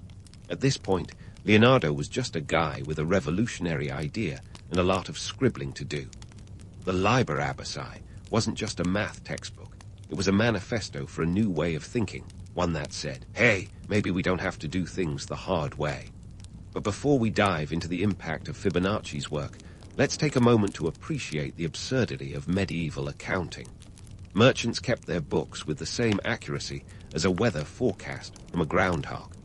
Transactions were recorded using tallies and Roman numerals, and balancing the books was more of an art form than a science. The arrival of the Hindu-Arabic numerals was akin to swapping a rusty old abacus for a sleek calculator.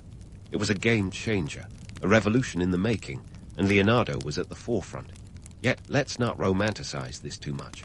While Fibonacci was busy riding his mathematical opus, Europe wasn't exactly throwing him ticker-tape parades. The medieval world was slow to embrace change, especially when it came to numbers. People were skeptical, suspicious that these strange new symbols might be some kind of sorcery. In a world where alchemy and astrology were as respected as physics and biology are today, Leonardo's ideas were a tough sell. But sell them he did, and the world was never quite the same again. Fibonacci's early life, filled with travels, trade, and tantalizing new ideas, set the stage for a mathematical revolution. He was a man ahead of his time, a pioneer who saw the potential in a simple set of numbers to change the world. And all because his dad decided to take him along on a few business trips. Who knew that a bit of medieval family bonding could lead to one of the greatest mathematical shifts in history?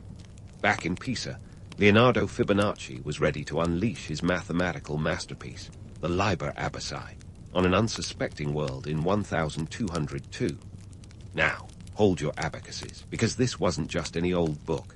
It was like handing the medieval world its first smartphone, a revolutionary leap forward that nobody saw coming. Sure, it might not have had a touchscreen or apps, but it did have something far more valuable, the power to change how people thought about numbers. Picture the scene. Pisa, a city bustling with merchants, traders, and enough economic transactions to make your head spin. And amid all this chaos, Leonardo sat down with parchment and quill in hand, ready to introduce the Hindu-Arabic numeral system to Europe. This system was the mathematical equivalent of a brand new sports car compared to the clunky old jalopy that was Roman numerals. We're talking about numbers that were simple, efficient, and most importantly, easy to use. The Liber Abaci was more than just a book. It was a manifesto for a new numerical order. Leonardo wasn't content with just introducing new digits. He also offered practical guidance on their use. Need to convert currencies? No problem. Want to calculate interest rates? Easy. How about a quick lesson in multiplication and division? Leonardo had you covered.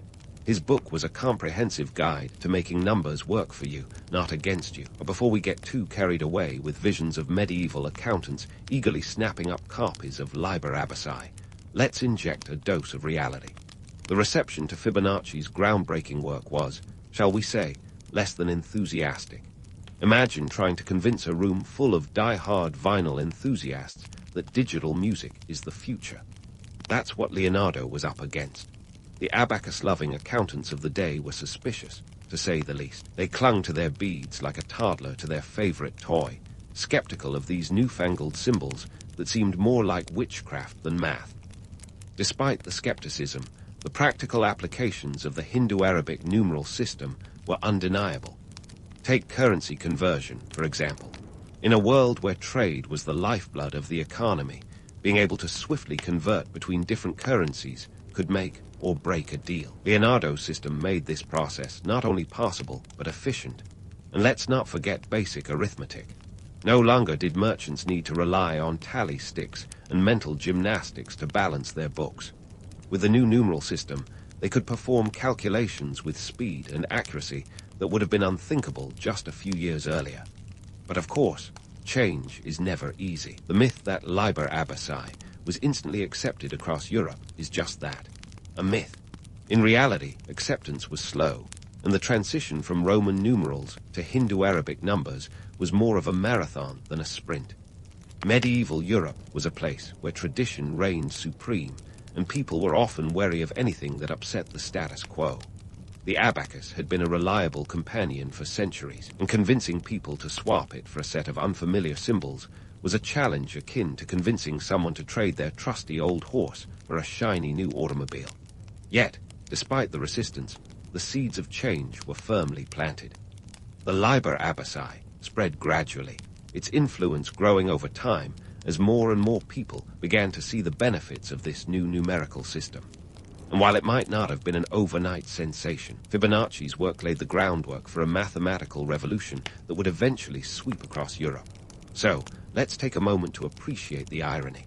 Leonardo Fibonacci, a man ahead of his time, was nearly undone by the very thing that made his work so revolutionary, its simplicity. The medieval world was slow to embrace change, but in the end, the power of his ideas proved too compelling to ignore. The Liber Abaci was a game changer, a book that transformed the way people thought about numbers and paved the way for the modern world. And all because one man dared to think differently. As we continue our journey through the life and times of Leonardo Fibonacci, it's worth remembering that great ideas often face great resistance.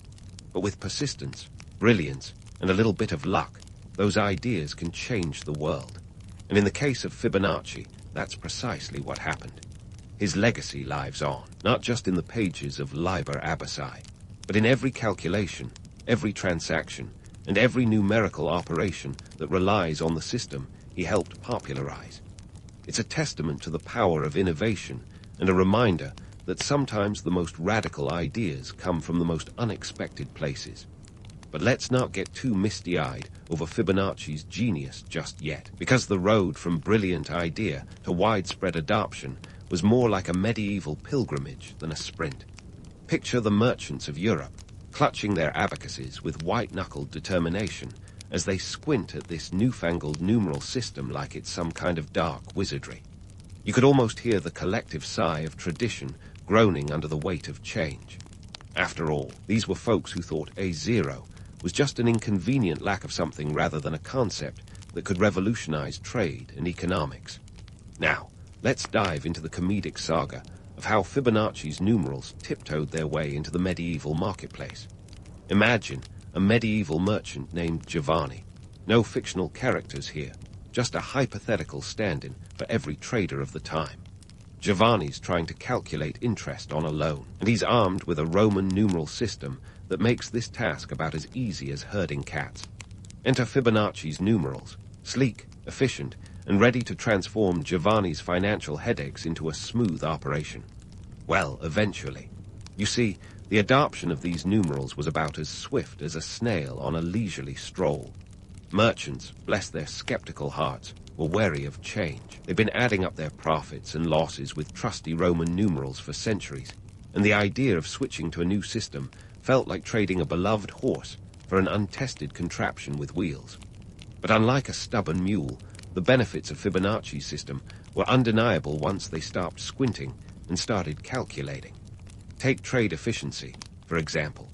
In a world where commerce was the beating heart of the economy, being able to quickly convert currencies and calculate exchange rates was akin to having a superpower. With Leonardo's numbers, merchants like Giovanni could do just that, turning what was once a slow and error-prone process into a streamlined affair. The result? Faster transactions, fewer mistakes, and a bottom line that was less likely to be read and more likely to be robust. And let's not forget about the birth of modern banking, which owes a debt of gratitude to Fibonacci's numerical revolution. Picture medieval bankers, previously bogged down by Roman numeral interest calculations that required the patience of a saint and the precision of a watchmaker. With the advent of Hindu-Arabic numerals, calculating compound interest became as straightforward as boiling water. Well, maybe not that simple, but certainly less likely to result in the kind of mental gymnastics that would make an Olympic gymnast proud. But the real magic happened in the ledger books. Imagine trying to keep accurate financial records when your numeral system is better suited to carving into stone than writing on parchment. Fibonacci's numerals allowed for a level of precision and accuracy that was previously unimaginable. Suddenly, merchants could track profits, losses, and interest with the kind of clarity that would make even the most detail-obsessed accountant weep with joy. Yet, despite these advantages, the adoption of Fibonacci's numerals was anything but smooth sailing. Traditionalists clung to their Roman numerals like a drowning man to a life raft, convinced that this new system was just a passing fad. There were whispers of sorcery and fears that these strange symbols might somehow lead to financial ruin. After all, in a time when alchemy was considered a legitimate science, the leap from mistrust to outright paranoia was a short one. But slowly, the tide began to turn. As more merchants and bankers experienced the benefits of Fibonacci's numerals firsthand, the old ways started to seem not just outdated, but downright inefficient. The economic landscape of medieval Europe began to shift, paving the way for a new era of trade and commerce. It was a bit like watching a glacier move, slow, inevitable, and transformative. And so, while the transition from Roman numerals to Fibonacci's system wasn't exactly overnight, it was certainly a revolution in the making. The stubbornness of tradition gave way to the undeniable advantages of progress, and the numerical world was never quite the same again. Fibonacci's legacy lived on, not just in the pages of Liber Abaci, but in the bustling marketplaces, the bustling bazaars, and the busy banks of medieval Europe. In the end, the story of Fibonacci's numerals is a testament to the power of innovation and the resilience of ideas. Despite the skepticism, the resistance, and the downright comedy of errors that accompanied their introduction, these numerals changed the course of history. They opened the door to a new world of trade and economics, one where efficiency and accuracy reigned supreme, and all because one man dared to think that maybe, just maybe, there was a better way to count. As we continue our journey through the impact of Fibonacci's work, let's keep our eyes on the horizon. There's more to this tale than just trade and commerce. The economic landscape of medieval Europe was a tapestry of intrigue and innovation, and Fibonacci's numerals were just one thread in a much larger story. So, stay tuned, because the best is yet to come. As the story of Fibonacci's numerals unfolds, let's take a detour into the world of numbers that bear his name. A world filled with rabbits, sunflowers, and seashells. Yes, we're diving into the enigmatic Fibonacci sequence, that mystical series where each number is the sum of the two preceding ones. 0, 1, 1, 2, 3, 5, 8, 13, and so on. These numbers have been mythologized as having magical properties, popping up in nature like daisies in a spring meadow, and in art as if Leonardo da Vinci himself had painted them in. But hold your horses, or should I say rabbits, given the sequence's origins in Fibonacci's rabbit problem. First, let's bust a myth. Fibonacci didn't sit under an Italian cypress tree one day and invent this sequence out of thin air. In fact, the sequence was more of a mathematical side note, a cute little puzzle tucked away in the Liber Abaci. Imagine a medieval math problem. If a pair of rabbits could reproduce every month starting after their second month, how many pairs would there be in a year? Voila, the Fibonacci sequence was born, not with a bang, but a bunny. Despite its humble beginnings, this sequence has taken on a life of its own, leaping from ancient parchment to modern-day pop culture. But here's the kicker. The sequence doesn't actually appear in the Liber Abaci by name. That's right. Fibonacci never called it his sequence. It's like inventing the wheel and never getting to ride the first bicycle. The name Fibonacci sequence was only coined in the 19th century by mathematician Edouard Lucas, who probably thought Leonardo deserved some posthumous credit for his long-forgotten math riddle. Now, about those sunflowers and seashells. The Fibonacci sequence is often romanticized as nature's favorite number series, a secret code hidden in the petals of flowers and the spirals of shells. And while it's true that these numbers do show up in certain biological settings, like the arrangement of leaves or the branching of trees, it's not quite the universal law of nature that some would have us believe. It's more like nature's occasional preference, a mathematical quirk that happens to work well in some cases. Think of it as nature's equivalent of a catchy tune that gets stuck in your head every now and then. When it comes to art, the sequence is often linked to the golden ratio, another numerical darling of mathematicians and artists alike. The ratio, approximately 1. 618, is said to have aesthetic appeal, appearing in the Parthenon, the Mona Lisa, and even the Pepsi logo. But here's the twist. The golden ratio is not directly related to the Fibonacci sequence, despite popular belief. It's more like a distant cousin, related through a complicated family tree of mathematics. The ratio is approached by dividing consecutive Fibonacci numbers, but claiming that every masterpiece is built on this relationship is like saying every great novel is just an elaborate game of Scrabble. So, why the fuss over Fibonacci's numbers? Part of it is the human tendency to find patterns and meaning, even where none might exist. We love a good story, especially when it involves secret codes and universal truths. Fibonacci's sequence has become a symbol of the interconnectedness of math, nature, and art, a romantic notion that has captured imaginations for centuries. Yet, the true beauty of the sequence lies in its simplicity, a mathematical doodle that turned out to have far-reaching implications. And let's not forget the broader impact of Fibonacci's work on the Renaissance and beyond. His introduction of the Hindu-Arabic numeral system laid the groundwork for mathematical advancements that would fuel the scientific revolution. Renaissance thinkers, like the polymath Leonardo da Vinci, were inspired by the possibilities of numbers and proportions, using them to explore everything from art to astronomy. Fibonacci's influence extended to luminaries like Johannes Kepler, who used the sequence to describe planetary orbits, and later to scientists like Isaac Newton, who stood on the shoulders of mathematical giants to develop his theories of motion and gravity. In the end, Fibonacci's legacy is a testament to the power of ideas to transcend time and space. His work was more than just numbers on a page. It was a catalyst for change, a spark that ignited the flames of innovation and discovery. And while the romantic tales of Fibonacci numbers might veer into the realm of myth, the reality is that his contributions to mathematics have had a profound and lasting impact on the world. So, as we wrap up today's historical jaunt, let's remember that the allure of Fibonacci's numbers is as much about our desire for mystery and meaning as it is about mathematics. The sequence that began with a pair of fictional rabbits has multiplied into a symbol of both the beauty and complexity of the universe. And while Fibonacci himself may never have imagined the heights his numbers would reach, his work continues to inspire and intrigue, a reminder of the enduring power of a simple idea. Stay tuned, because the story isn't over yet. There's more to explore in the world of Fibonacci and his mathematical marvels. And so, with Fibonacci's numbers firmly planted in the garden of mathematical lore, let's pivot to the modern world where Leonardo's legacy continues to bloom in ways he could never have imagined. See, while the man himself might have been as famous in his lifetime as a cat meme without the internet, his posthumous fame is so widespread that his name is practically synonymous with the mysterious allure of mathematics. Let's start with the golden ratio, that magical number approximately 1/618, which artists, architects, and designers have been swooning over for centuries.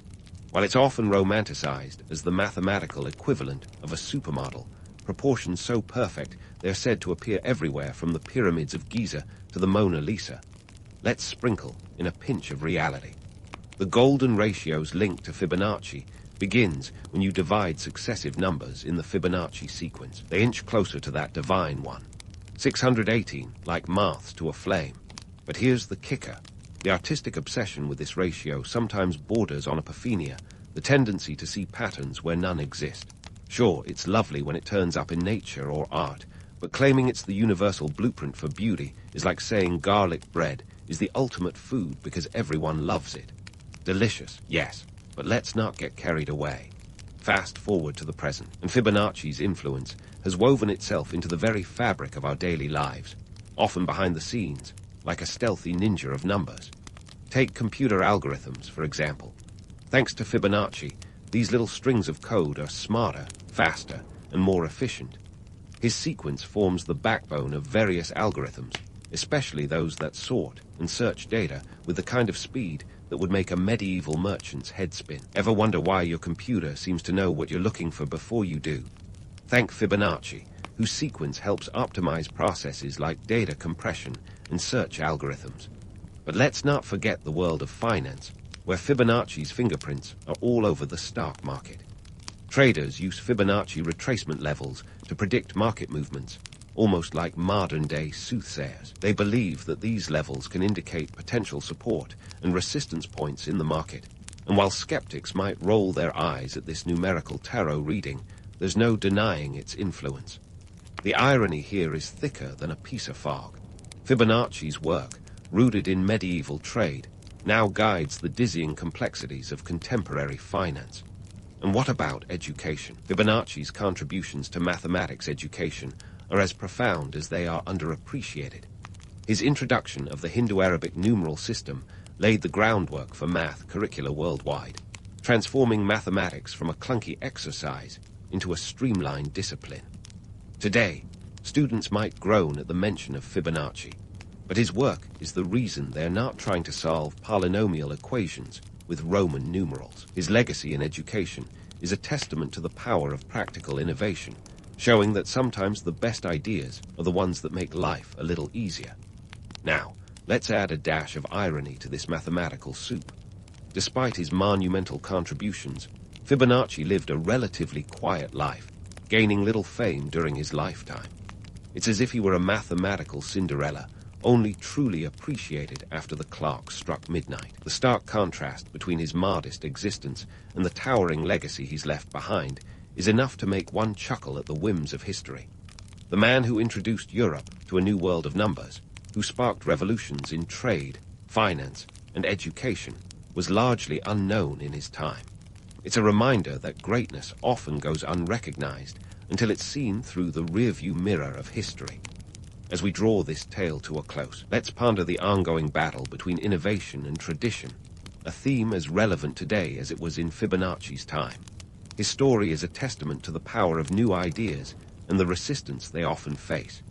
It's a dance as old as time, where progress and conservatism twirl together, sometimes stepping on each other's toes, but ultimately moving forward. Fibonacci's work shows us that while change may be met with skepticism, it can also lead to breakthroughs that shape the course of history. So, as you fall asleep tonight, let your mind wander through the Fibonacci sequence, the golden ratio, and the enduring legacy of a man whose numbers continue to whisper through the corridors of time. Whether you're calculating interest, sorting data, or simply admiring the spirals of a sunflower, remember that Fibonacci's legacy is one of transformation, a reminder that sometimes the simplest ideas can have the most profound impact. And who knows, maybe the next great mathematical leap forward is just waiting for someone to take it on a medieval road trip of discovery. When you think of the Romans, you probably envision toga-clad senators and gladiators who never skipped leg day. But before Rome was the land of emperors and empire, there was another group who set the stage for their rise. Enter the Etruscans, the ancient Italian culture that was less about spaghetti and more about sophisticated city planning and metallurgy, so advanced it could make Iron Man blush. Around 800 BC, the Etruscans made their grand entrance onto the Italian peninsula, like the original influencers bringing style and sophistication to the local tribes. Originating from somewhere that's still up for debate, some say Anatolia, some say they were just a quirky local development, the Etruscans settled in what is today Tuscany, Umbria, and Lazio. These guys were like the hipsters of their time, setting up shop with an urban planning flair that would make modern city councils green with envy. They didn't just throw up some huts and call it a day. They designed cities with a grid-like precision that would later influence Roman urban planning. Let's talk about their cities for a moment. The Etruscans were early adopters of the grid plan, a layout so organized it could make Marie Kondo weep tears of joy. Streets intersected at right angles, and public spaces were thoughtfully integrated into the urban fabric. This wasn't just for aesthetic appeal, it was strategic. The layout allowed for efficient movement and defense, and set a precedent that the Romans would later borrow and perfect. So next time you find yourself lost in a Roman ruin, remember you're actually wandering through an Etruscan-inspired blueprint. But what about their language? The Etruscan language, the ancient equivalent of a toddler's secret code scribbled on the walls. Despite modern advances in linguistics, it remains one of history's greatest puzzles. Most of what we know comes from inscriptions on tombs, mirrors, and pottery, which sounds like the setup for an Indiana Jones movie. These inscriptions are tantalizing fragments, like excerpts from a really good book you can't quite understand. Only a few hundred words are decipherable, and even those are about as useful as knowing how to say, "I want a latte" in Klingon. Yet, this enigmatic language hints at a rich culture that was as complex as it was influential. Economically, the Etruscans were no slouches. They didn't just dabble in trade, they were the Jeff Bezos of the ancient world. Their mastery of metallurgy put them ahead of the game, allowing them to produce weapons, tools, and jewelry with a quality that was unmatched at the time. Imagine having access to iron and bronze when your neighbors were still figuring out how to sharpen sticks. This gave them a significant edge in trade, as they bartered and sold their wares throughout the Mediterranean, linking them with major powers like the Greeks and Phoenicians. By the way, their trading prowess wasn't limited to metals. They were also keen on agriculture, producing wine and olive oil that made them quite popular at those legendary ancient feasts. The Etruscans were also savvy in the art of coalition. They formed a loose confederation of city-states, each with its own ruler, yet bound by cultural and religious ties. This was their version of a federal system, minus the paperwork and political gridlock. It allowed them to coordinate defense and trade while maintaining autonomy, a delicate balance that kept them thriving for centuries. This cooperative model was something the Romans took note of, like a student eyeing the smart kid's homework. As we delve further into their influence, it's important to address the myths surrounding these enigmatic people. The Etruscans have been romanticized as a mysterious, almost mystical culture. And while that's a fun narrative, it's only part of the story. Yes, their origins are shrouded in mystery, but their impact on Roman culture is concrete and profound. They weren't some shadowy cult operating in secret. They were a vibrant civilization whose fingerprints are all over early Roman society.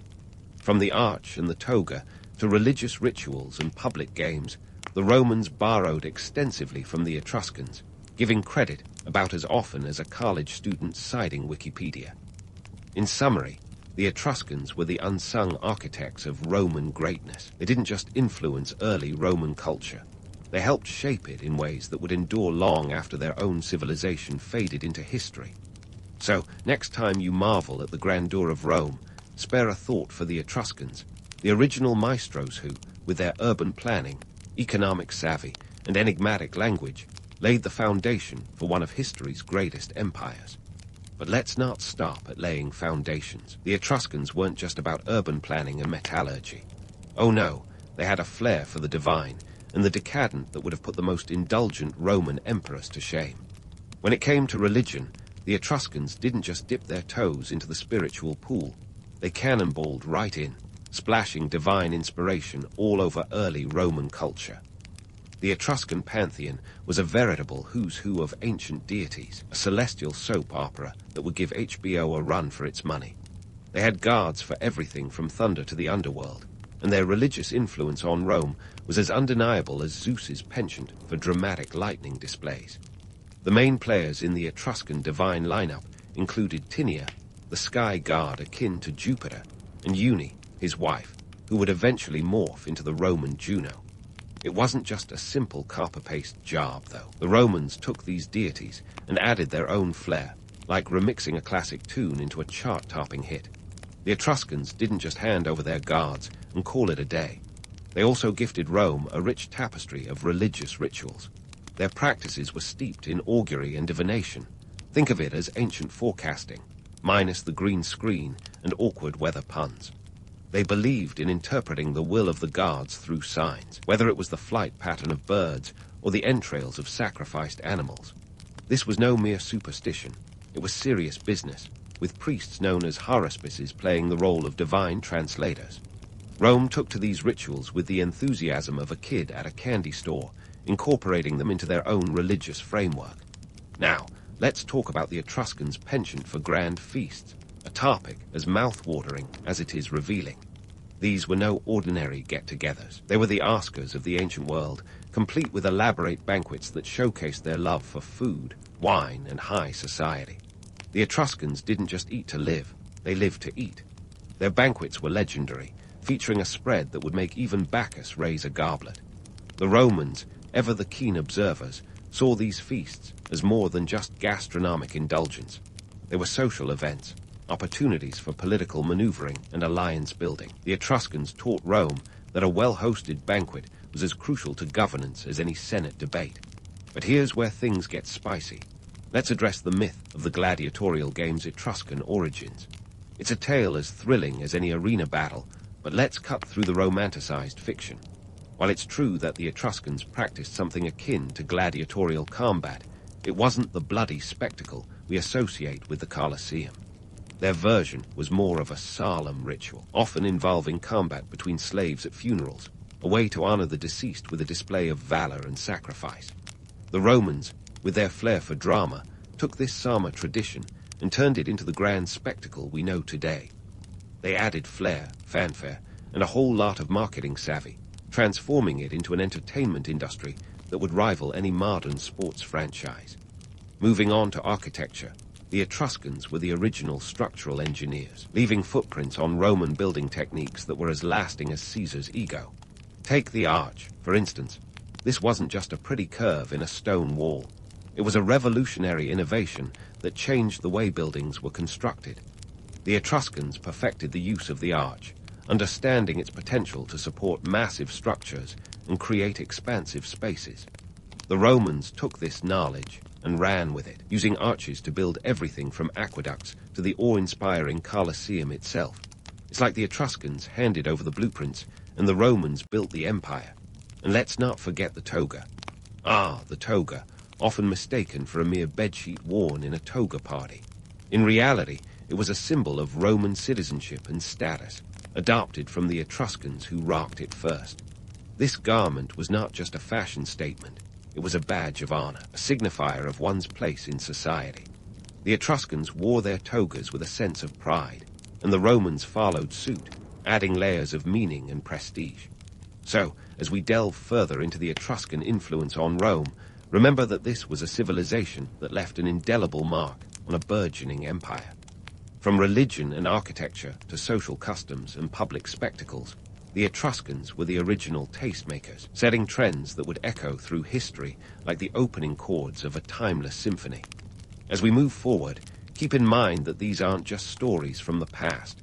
They are the building blocks of the world as we know it, laid down by a people whose legacy was as enduring as the stone arches they perfected.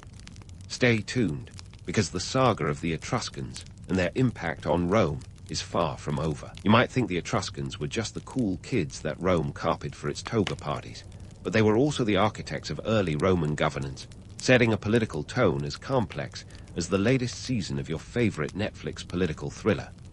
Let's dive into this ancient drama, where kings ruled, republicans rose, and myths spun faster than a Roman chariot. Picture this. Rome, circa 753 BC, fresh out of the cradle of myth and into the harsh realities of governance. The city was under the sway of Etruscan kings, and these rulers didn't just sit around polishing their crowns. They were the original power players, shaping the political landscape with a finesse that would make Machiavelli proud. The Etruscan kings introduced sophisticated systems of governance that laid the groundwork for Rome's future political structures. They were like the ancient consultants who taught Rome the ropes of monarchy before the city decided to go all democratic with its republic. Now, let's talk about one king who deserves a spot in the annals of political infamy. Tarquin the Proud, or Tarquinius Superbus if you're feeling Latin. His reign, which began around 535 BC, was as tumultuous as a soap opera finale. Tarquin wasn't just your average king. He was notorious for his tyranny and heavy-handed rule, earning a reputation that makes modern political scandals seem like minor hiccups. Tarquin's reign was marked by his ambitious public works projects, including the construction of the Grand Temple of Jupiter on the Capitoline Hill, an architectural feat that would have Instagram influencers drooling. But his drive for monumental architecture came at a cost, both financially and socially. The temple wasn't just a spiritual endeavor. It was a statement of power, a reminder to Rome and its neighbors of who was in charge. Yet, despite his achievements, Tarquin's oppressive rule eventually became too much for the Roman populace, leading to a revolt that booted him off the throne faster than you can say Etruscan exit. This revolt, however, wasn't just about one man's downfall. It was the beginning of a seismic shift in Roman governance, marking the transition from monarchy to republic, a move as revolutionary as switching from dial-up to high-speed internet. In 509 BC, after Tarquin was ousted, Rome established a republic, a government of the people, by the people, for the people, or at least the aristocratic ones. This was no straightforward democracy. It was a complex system of checks and balances that would set the stage for Rome's future dominance. The transition wasn't just political, it was cultural, as Romans sought to define themselves apart from their former Etruscan overlords. The Republic era was all about reinvention, like a rock band ditching its manager to rediscover its roots. The Romans crafted a new identity, drawing on a mix of indigenous traditions and Etruscan influences, which they adapted and claimed as their own. It was the ultimate cultural remix. But let's not skip over the juicy bits, the founding myths that served as Rome's version of a slick PR campaign. You've heard the tale of Romulus and Remus, the twin brothers raised by a she-wolf, right? This origin story is more than just ancient bedtime folklore. It's a strategic narrative that justified Rome's territorial ambitions. By claiming divine ancestry and a heroic founding, Rome positioned itself as a city destined for greatness, with a mandate to conquer and civilize. It was the ancient equivalent of a politician kissing babies and shaking hands. Rome was selling itself as the best thing since sliced bread, even if sliced bread wasn't around yet. The myth of Romulus and Remus wasn't just about familial drama. It was a legitimizing tool. It tied Rome to the divine, suggesting that the city was not only born from the gods, but also favored by them. This narrative was crucial for maintaining power and expanding influence, a sort of celestial endorsement that made Rome's military escapades seem like part of a divine plan rather than mere land grabs. And here's another twist. The Romans loved their myths so much they didn't mind a little creative license when it came to retelling them. These stories were as adaptable as a Marvel franchise, evolving over time to suit the needs of the ruling elites. When Rome needed to rally its citizens or justify an expansionist policy, the myths were there, ready to be reshaped and retold to suit the occasion. Legend, it turns out, was as flexible as a Roman senator's morals. So why does all this matter? Because these developments weren't just historical footnotes. They were the building blocks of Rome's political and cultural identity. The Etruscan kings laid the foundation with their governance and urban planning, while Rome's transition to a republic and its myth-making prowess helped it evolve into a powerhouse of the ancient world. It's a story of transformation, adaptation, and a bit of mythological spin, a saga as rich and layered as the finest lasagna. But don't get too comfortable, because this tale isn't over yet. Rome's journey from monarchy to republic was just the beginning of its grand narrative, a prelude to the empire it would eventually become. Stay tuned as we continue to unravel the threads of history, exploring how these early influences set the stage for Rome's rise, and the Etruscan legacy that echoes through time like a timeless melody. And speaking of transformations, let's march right into the Etruscans' military influence on Rome, a relationship that was as complex as a modern-day strategic alliance. If you thought the Romans were born with a sword in one hand and a map in the other, think again. The Etruscans were the strategic brains that laid the groundwork for Rome's military machine, teaching them the art of war long before the Romans decided to take over the Mediterranean like it was a new reality TV show. First up, the phalanx formation, an Etruscan gift to Rome that was as tight-knit as the cast of a long-running sitcom. This military strategy was all about coordination and teamwork, not unlike a well-rehearsed dance number. Imagine rows of heavily armed soldiers moving in unison, shields locked together, spears pointed forward. It was an intimidating sight, a human wall that could steamroll its way through enemy lines. The Etruscans didn't just use the phalanx, they perfected it, creating a formation that was as reliable as your morning coffee. Now, the Romans didn't just copy the phalanx and call it a day. Oh no, they took this Etruscan strategy and added their own flair, like remixing a classic song for a modern audience. The Romans eventually evolved the phalanx into the more flexible manipular formation, which allowed for greater maneuverability and adaptability on the battlefield. This wasn't just innovation for innovation's sake, it was a strategic necessity. As Rome began to expand and encounter different terrains and enemies, the rigidity of the phalanx gave way to a more dynamic approach, like swapping out a typewriter for a laptop. But let's not get ahead of ourselves. The Etruscans weren't just about formations. They also had a knack for military technology that would make an arms dealer blush. Take their chariots, for example. These weren't just fancy war wagons. They were the tanks of the ancient world. The Etruscans used chariots for both transport and combat, giving them a significant edge in mobility and sharp tactics. The Romans, ever the observant students, took note and incorporated chariots into their own military strategies, though eventually they leaned more towards infantry as their empire expanded. And let's talk metallurgy, because who doesn't love a good discussion about ancient metal? The Etruscans were masters of ironworking, crafting weapons and armor that were the envy of the ancient world. Their expertise in metallurgy didn't just give them superior weapons, it gave them the economic clout to fund their military endeavors. When you have the best swords in the region, people tend to pay attention. Rome, recognizing a good thing when they saw it, adopted these techniques, building an armory that would support their legions in campaigns that spanned continents. But here's where we bust a big myth: the idea that the Etruscans were merely a stepping stone for Roman greatness, a kind of historical footnote in the rise of the Roman Empire. While it's tempting to view them as just the opening act, the reality is more nuanced. The Etruscans weren't just there to warm up the crowd. They set the stage with innovations and strategies that Rome would rely on for centuries. They were the unsung heroes, the backstage crew of history, making sure everything ran smoothly while Rome took the spotlight. Consider this. The Etruscan influence on Roman military tactics wasn't just about techniques and technology. It was about mindset. The Etruscans instilled in Rome a sense of discipline and organization that would become hallmarks of the Roman military ethos. This wasn't something you could just pick up from a manual. It was a cultural exchange, a passing of the torch that would see Rome rise to unprecedented heights. The Romans didn't just borrow Etruscan tactics.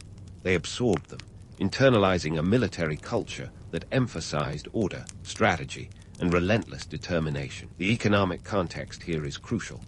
The Etruscans' wealth, largely derived from their metallurgical expertise and strategic trade routes, provided the resources needed to support a standing army. This economic power wasn't lost on the Romans, who understood that a well-funded military was the backbone of any successful state.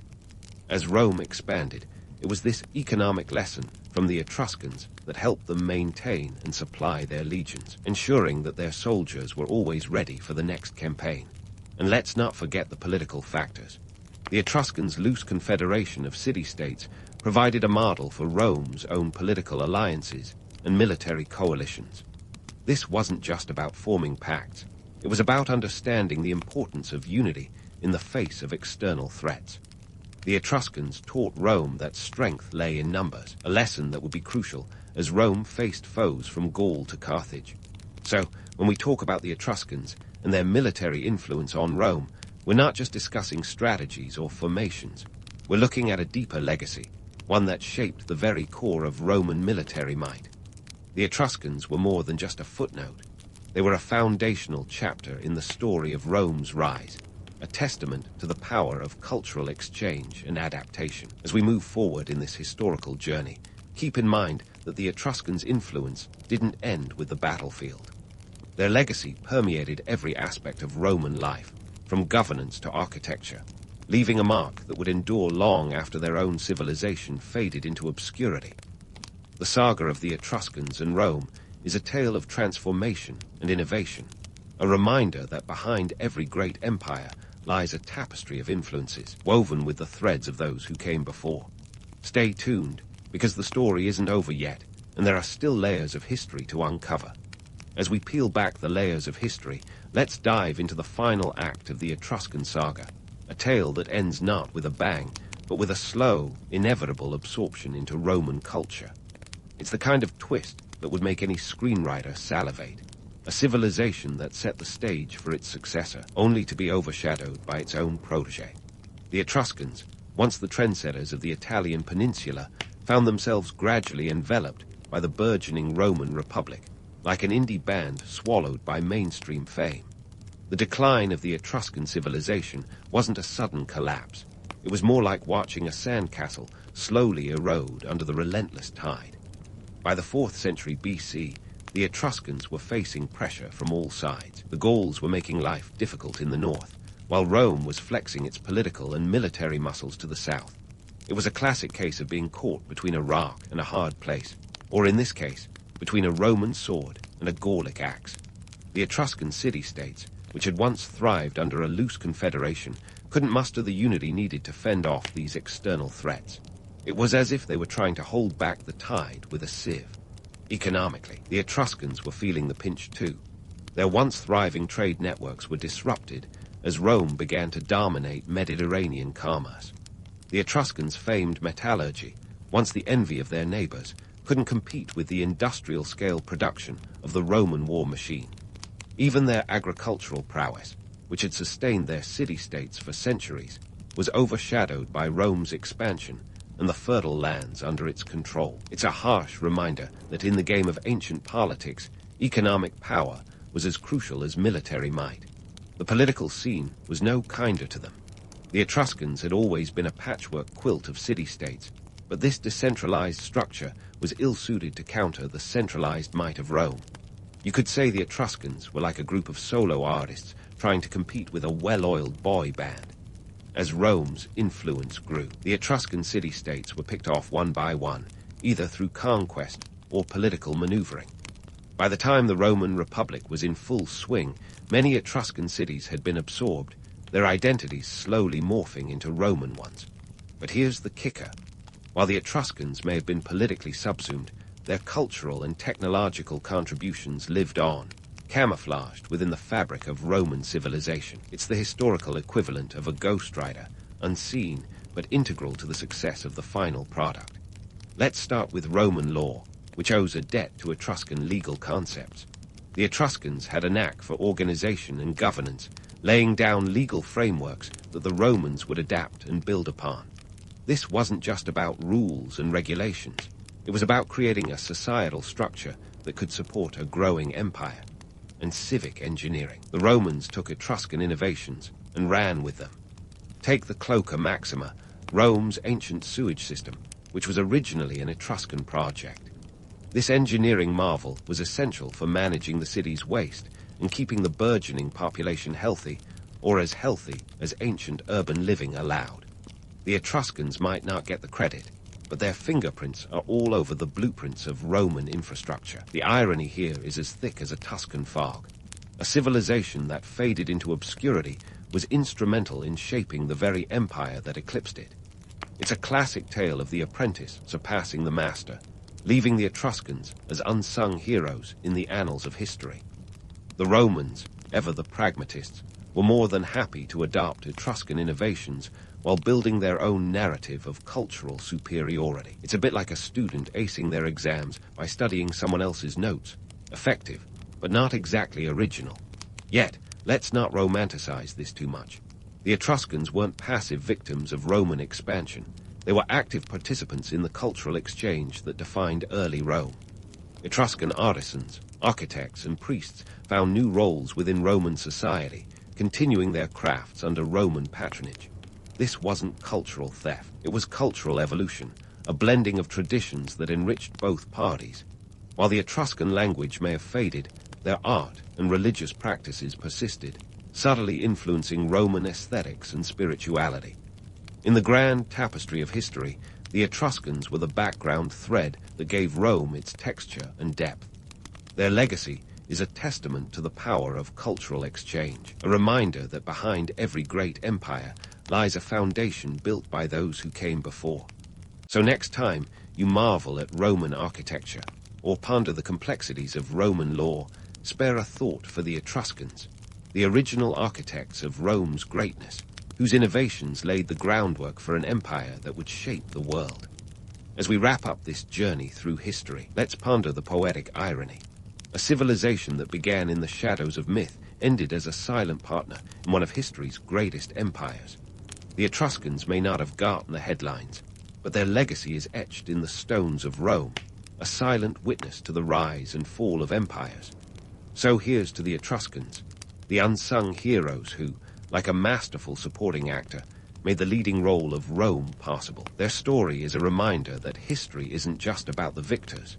It's about all those who played a part in the unfolding drama, leaving a legacy as enduring as the arches they perfected.